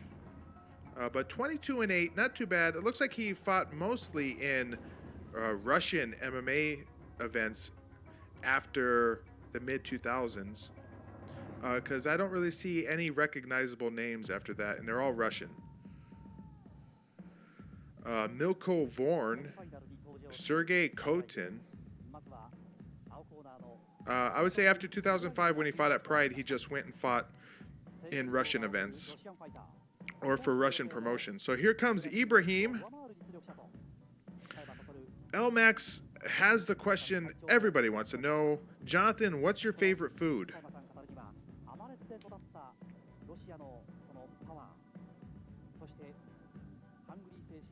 So inquiring minds want to know, Jonathan, what is your favorite food? I think he said he likes pizza. I could be wrong. This must be some Russian dance club music Ibrahim is coming out to. He's got on a nice polo shirt. I wonder how he's going to get that off with his boxing gloves. So, whoa! he almost botches. He botches the jump, but he nails the landing. Like, this is the weirdest jump I've ever seen. Like, someone going over the top rope. It's like he's never jumped before in his life, and he wants to jump over the top rope, but he's never jumped before. Like, he's never hopped over a fence. So he says, but I want to do it. I've never jumped before in my life, but I want to do it. So he doesn't know exactly how to do it. So Jonathan is Wrong says, good question. Really deep dish pizza, no pork. Are you in a religion that doesn't eat pork? It could be either Jewish or Muslim. I think Christians are the only ones that eat pork. And the non-religious. So here comes Ryushi Yanagisawa, and what the fuck hoodie is he wearing here? It looks like it's made out of rubber. Have you ever seen a vest hoodie like this? It's like made out of a pleather. It's the weirdest fucking thing I've ever seen. Jonathan was wrong says, Christian, I follow Leviticus. So I guess Leviticus Christians don't eat pork. I don't know anything about Leviticus Christians. If you said like Jehovah Witness, I'd be like, okay. No pork for fundamentalists. Okay. It's Taz, says Diego98. So here he comes in his weird pleather hoodie. And he's coming out to, it's like really short too, and he's got on some very sparkly, he's got on some very shiny trunks. Ryushi Yanagisawa has gone fucking crazy. Jonathan Wrong says, it's dirty meat. It's a book, Dumby. So I think, then why did God make pigs though?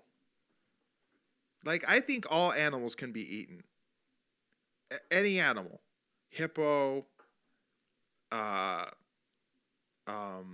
salamanders, whatever. Like, God made them all for us to eat.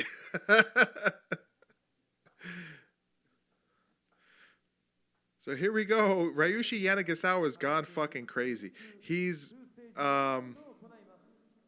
his trunks are really interesting here. His trunks are like, It's like they're made out of that sparkly paper, like Christmas wrapping. His trunks are made out of Christmas wrapping.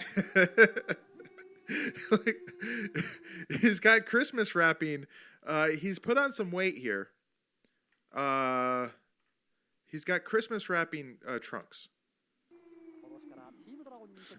Jonathan was wrong. Says that's dumb. The most dangerous man alive today. Tell me, why did God create all these animals if they're not for eating?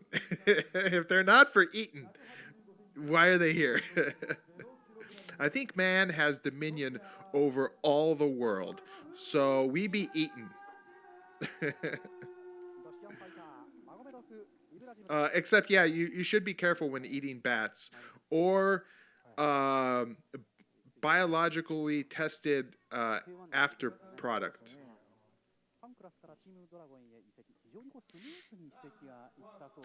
Jonathan was wrong. Says shellfish is dirty. God knows what's good to eat. He made everything. Shrimp's pretty good. Alistair says you send them in ahead of you, they immediately go feral and fuck up the land, and if you burn pigs, they burn hot enough to melt mortar and can break walls. Well, that's interesting to know.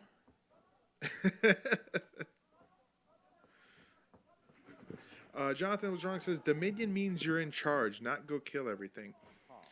Yeah, I'm not saying you should go kill everything, and maybe you should have some restraint, but I'm saying if you do,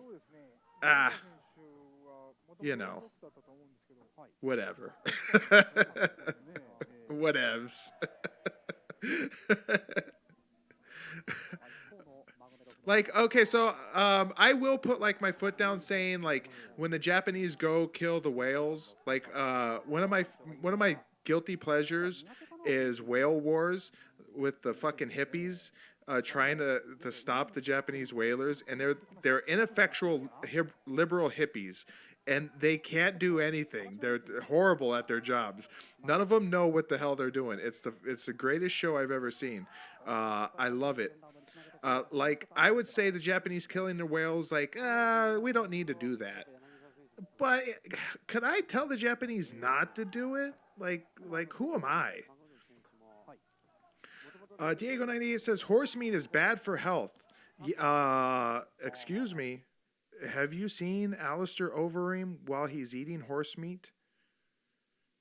Have you not seen how great horse meat can make you look? Elmax also says give pigs steroids and provoke them. They will jump through walls. Listen, I gotta say, bacon. Okay, if God said don't eat like pig, and then you gave God a slice of bacon, I think God would change his mind.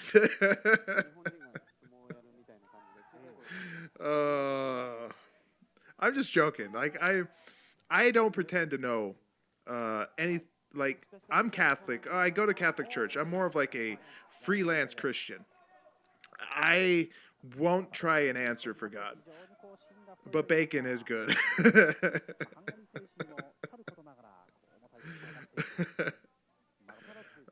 Boy, the chat is devolved. S. Sagawa says, but horse blood is great. Jonathan Strong says, the draining of blood is good for the meat too. Leviticus is interesting to me as a butcher.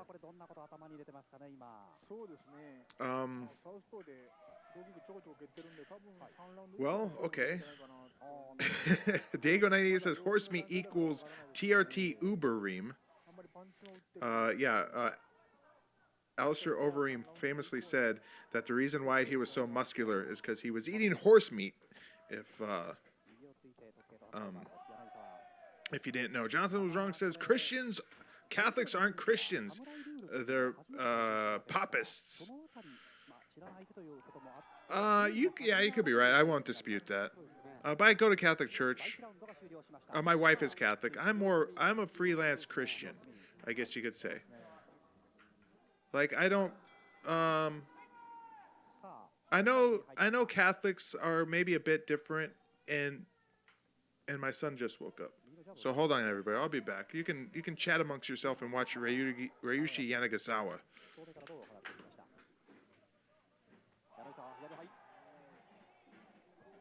重いですね。重い。後藤さん、今日のですね、柳沢というのは、例えばウェイトコントロールとか、そういう体系的にはどうですか、普段と比べて。そうですね、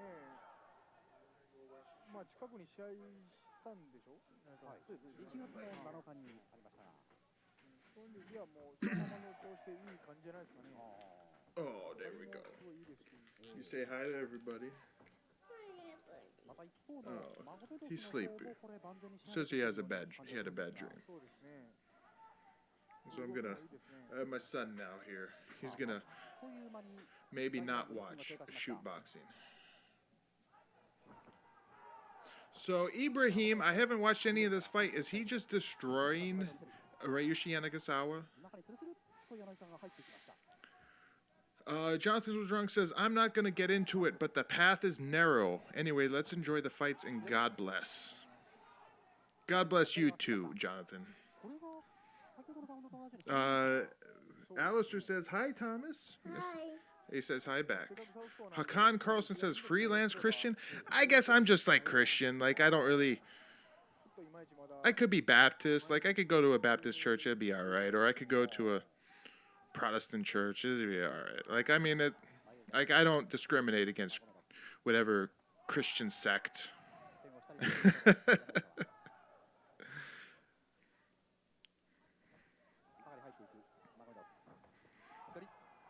You still sleepy, boo-boo? Uh-huh. So Ibrahim here is a little bigger than the relatively big Yanagisawa, I think. Well, no, they're maybe... Yanagisawa's kind of slouching over, so I think they'll probably be the same height.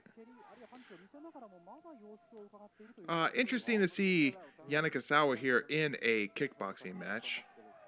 Did he ever do any other kickboxing matches?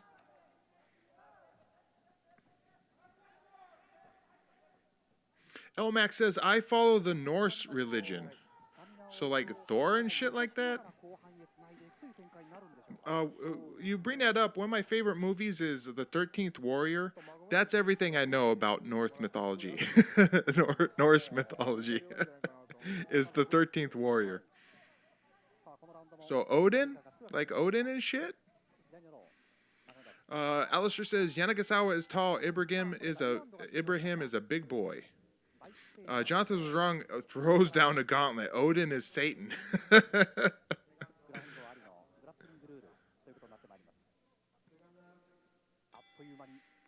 Okay, so they put on the MMA gloves now for the third round, and Elmax now is saying Odin is not Satan.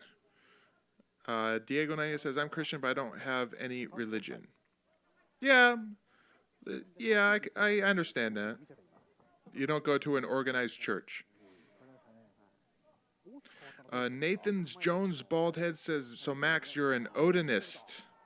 Is that a thing? Is that what they call it? Odinist? Oh, my little boy. Alistair says, Yanagisawa went to K1 at the end of his career. It was a dumb idea. He was always a better wrestler, submission grappler than striker. So with the MMA gloves on here, I still am uncertain about the twist here of them changing the gloves after the second round. Is that a last-ditch effort if the fight is sucking? Like if the fight hasn't ended after 2 rounds. Whoa, he goes for a shot there. A last-ditch effort. If the fight is boring after 2 rounds, they put on the MMA gloves. Maybe it'll make it interesting.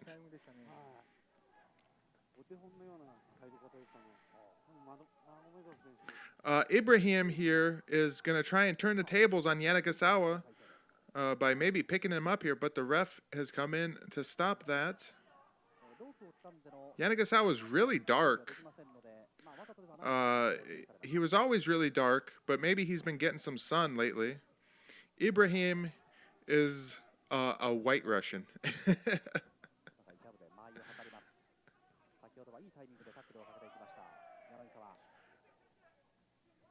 S. Sagawa says the glove change rule is ridiculous. It is. It's the first time I've ever heard of such a thing, or I've ever seen such a thing.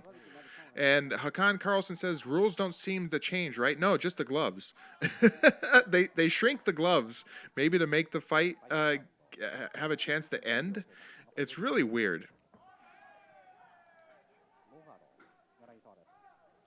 Alistair says Ibrahim is doing all right for his first match.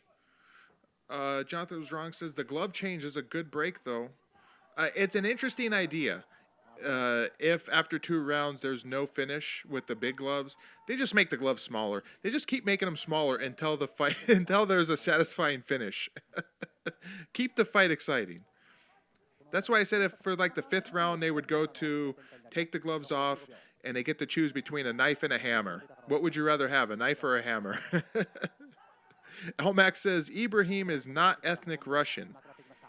He looks. What is he then? Whoa, the bell ring. What happened? Oh, is that it? That was a quick 3 rounds. Yanagisawa, I think, hurt his feet. He's not ethnic Russian? He is from some Muslim republic in Russia, but he could still be ethnic Russian. I mean, even, what's, oh, did he slip? He fell? Was there some juice on the floor? Here we go, last round. I mean, even if he's Muslim, he could be Russian, like ethnic Russian, I guess. He could be Slavic. Alistair says the best mixed glove fight was Minoru Suzuki versus Maury Smith 2. It's really fun. Esagawa says just make it a samurai sword fight as the decider round. So Ibrahim is on top here, pounding away at Yanagisawa. But the ref, I think, is going to step in pretty quick here because he only gets like 10 or 15 seconds on top, according to S-boxing rule or shoot boxing rules. Yanagisawa is in the corner, under the ropes. The ref is in. Elmax says they're from other ethnicities. Russian is an ethnicity. So you're saying like, but that's the question I have. Like, a regular Russian could be Muslim if they wanted to, right? I mean, that's a religion. Like, this guy could theoretically be of Russian descent. He's just a Russian, or he's just Muslim, right?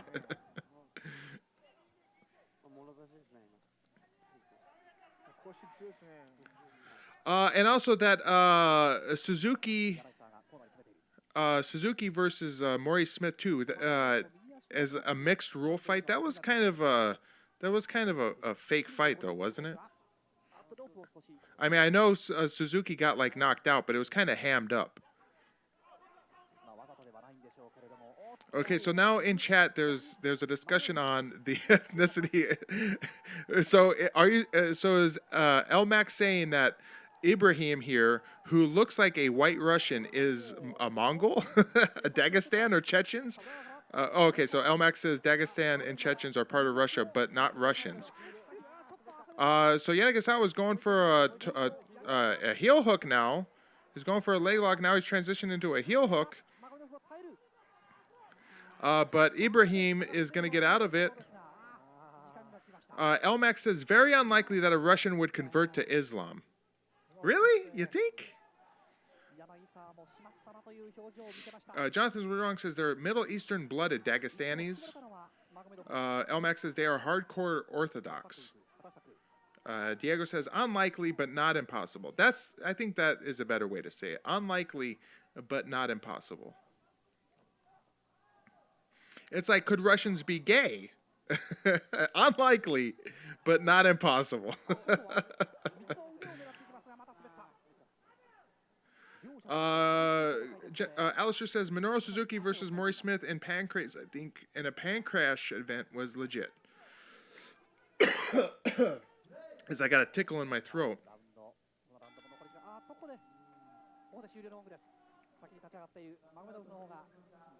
So there you go. Fight's over.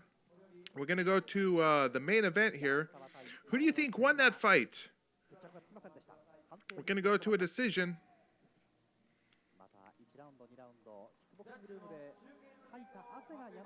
See what the judges say here.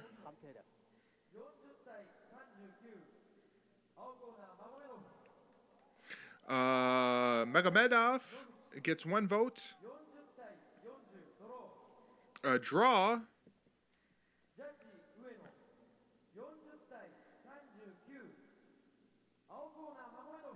Meghamedov gets 2 out of 3 for a majority decision.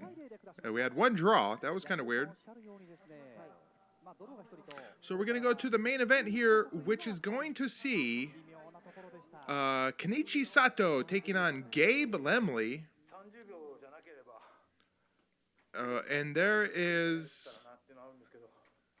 I think that's the one guy I said, Kenichi Sato. That must be Kenichi Sato. Or is that Yanagisawa? I don't know what the fuck is going on. There's Gabe Lemley, I assume.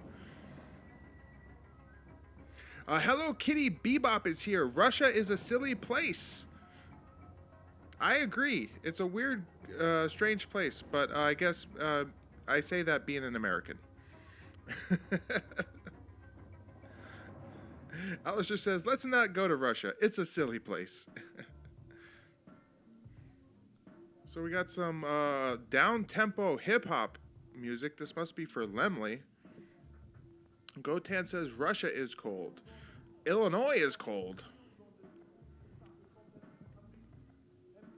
This sounds like some, it's either Fat Joe or Biggie Smalls. I'm going to lean towards Biggie Smalls. S. Sagawa says, so is Russia like Stalker or Metro?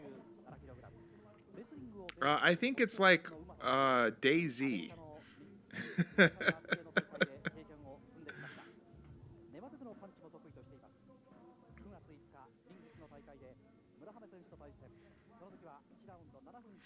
Alistair says, yeah, being a gay Russian is living life on hard mode. Gay in Chechnya is life on Ultra Nightmare.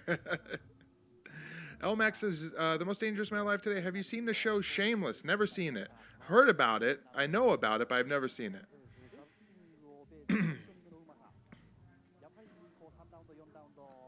Hello Kitty Bebop says, it's like Stalker, but you want to have sex with men.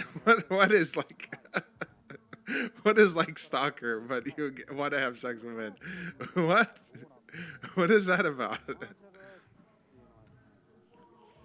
You want a chocolate chip cookie? No. You want some leche? No.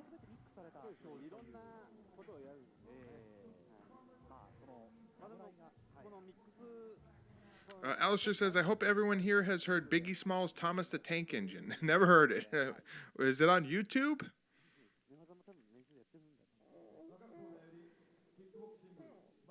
Oh, my little boy.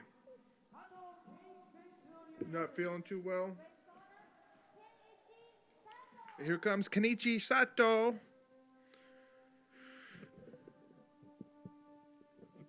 Kenichi Sato, is he somebody big? Is he like a big guy? What's funny is this is his first fight, and he would only fight twice more, including at a Pancrase Spirit 5. He also fought at Shido Fist of Fury 1. Sounds like another event I would like to find. It looks like it might be a one-off event. Shido, the Shido promotion. Nope, they had a bunch of events. Never mind. But they were all in Germany. So Shido, Shido, was a promotion out of Germany. At the event that Kenichi Sato fought at, Shoni Carter was there. And that's it. That's the only name that's recognizable. Oh, he fought Peter Angerer. Peter Angerer, who we saw earlier in the first match, was also at that event. This is some pretty cool music that Sato's coming out to. He's balding. Even though he shaved his head, he's balding. He's got the hairline of me.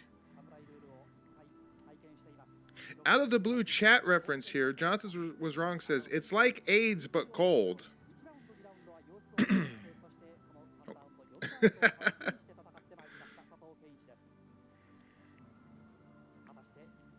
I wonder if you lived in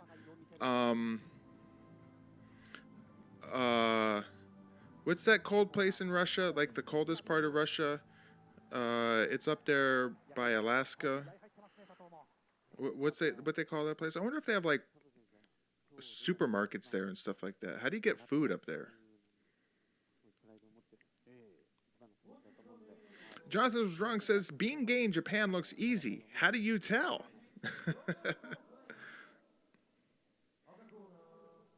So Kenichi Sato, he comes in with a lot of hype, but I've never heard of him. Maybe he's a kickboxer. I don't know. I could do a search for him and see if I pull up anything here.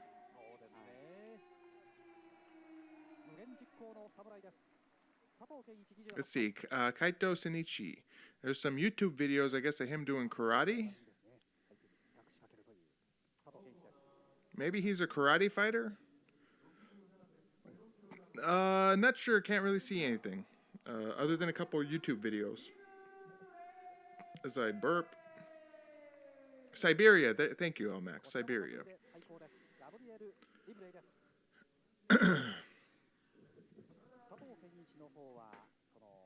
So here we go.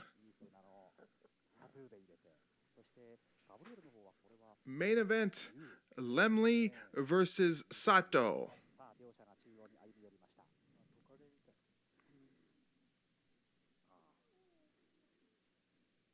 Alistair says, I'll never forgive the Russians. I was supposed to fight there 2 years ago, but they completely fucked us with the visas.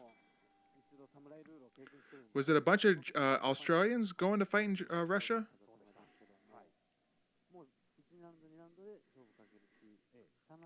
Hakan Carlson says, Japan think gay is really funny. Hardo gay. You're talking about Razor Ramon hard gay? There's kind of a slam by Lemley.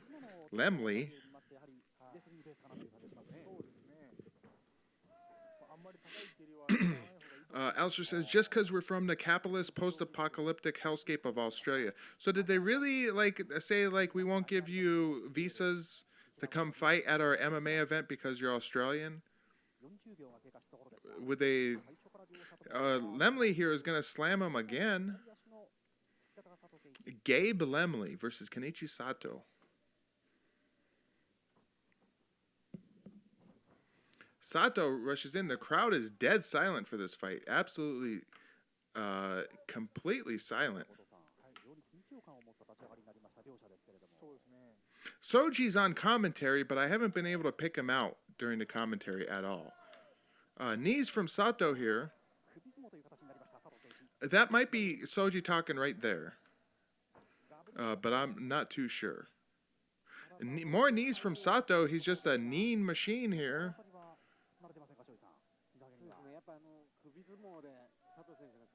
More knees. Alistair says, yeah, in a modern pancration rule set, it turns out I could have gone if I had applied for the visa 4 months before I had qualified and knew I was going. Oh, so you needed to apply for the visa 4 months ahead of time? So I guess Lemley here has been downed up, and he stopped the fight? His rib? What happened? So Sato's kneeing him here. I think Lemley took a dive. He gets kneed in the tit. He gets kneed in the rib again. He gets kneed again right in the ribs. The left ribs there, Sato is targeting those left ribs. I mean, they don't look too hard. Maybe this last one here that does it, he just rips him. Oh, that was a good one. Oh, that was a good one. That's it. He's done. He's done. He's like, I ain't fighting anymore. What the fuck? How many fights did Lemley have here? Gabe Lemley, his record stands at 13-9. 13-9, and he last fought in 2009 at March Badness. He fought Gilbert Melendez once at Strikeforce Shamrock versus Lee. And that's the only guy. He fought Clay Guida once at XFO 2 New Blood in 2004.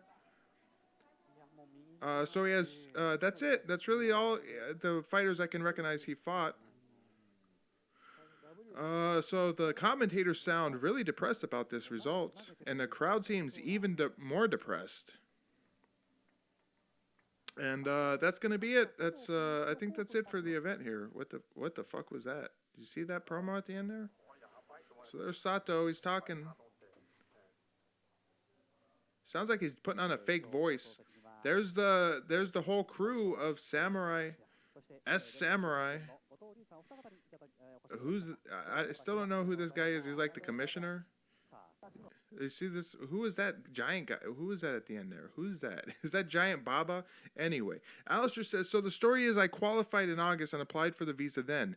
There was some back and forth with the consulate, and they basically told us that I had to apply months earlier, despite us previously being told it would be fine and we should run the qualifiers at the same time as all of the ex-Comblock countries. Was real shitty. Yeah, that sucks. Too bad, I guess. Speaking of which, are you fighting again anytime soon? Oh, and we haven't. What's the update on Australia? You had the fires, then the flooding. Is the everything getting back to normal, or is it still kind of crazy? Alistair says, and I fight at 145, 155, depending on matchups I can get. You keep the weight low. Hakan Carlson says, yeah, even L-Mac's dream scenario could have been better than this. What was L-Mac's dream scenario?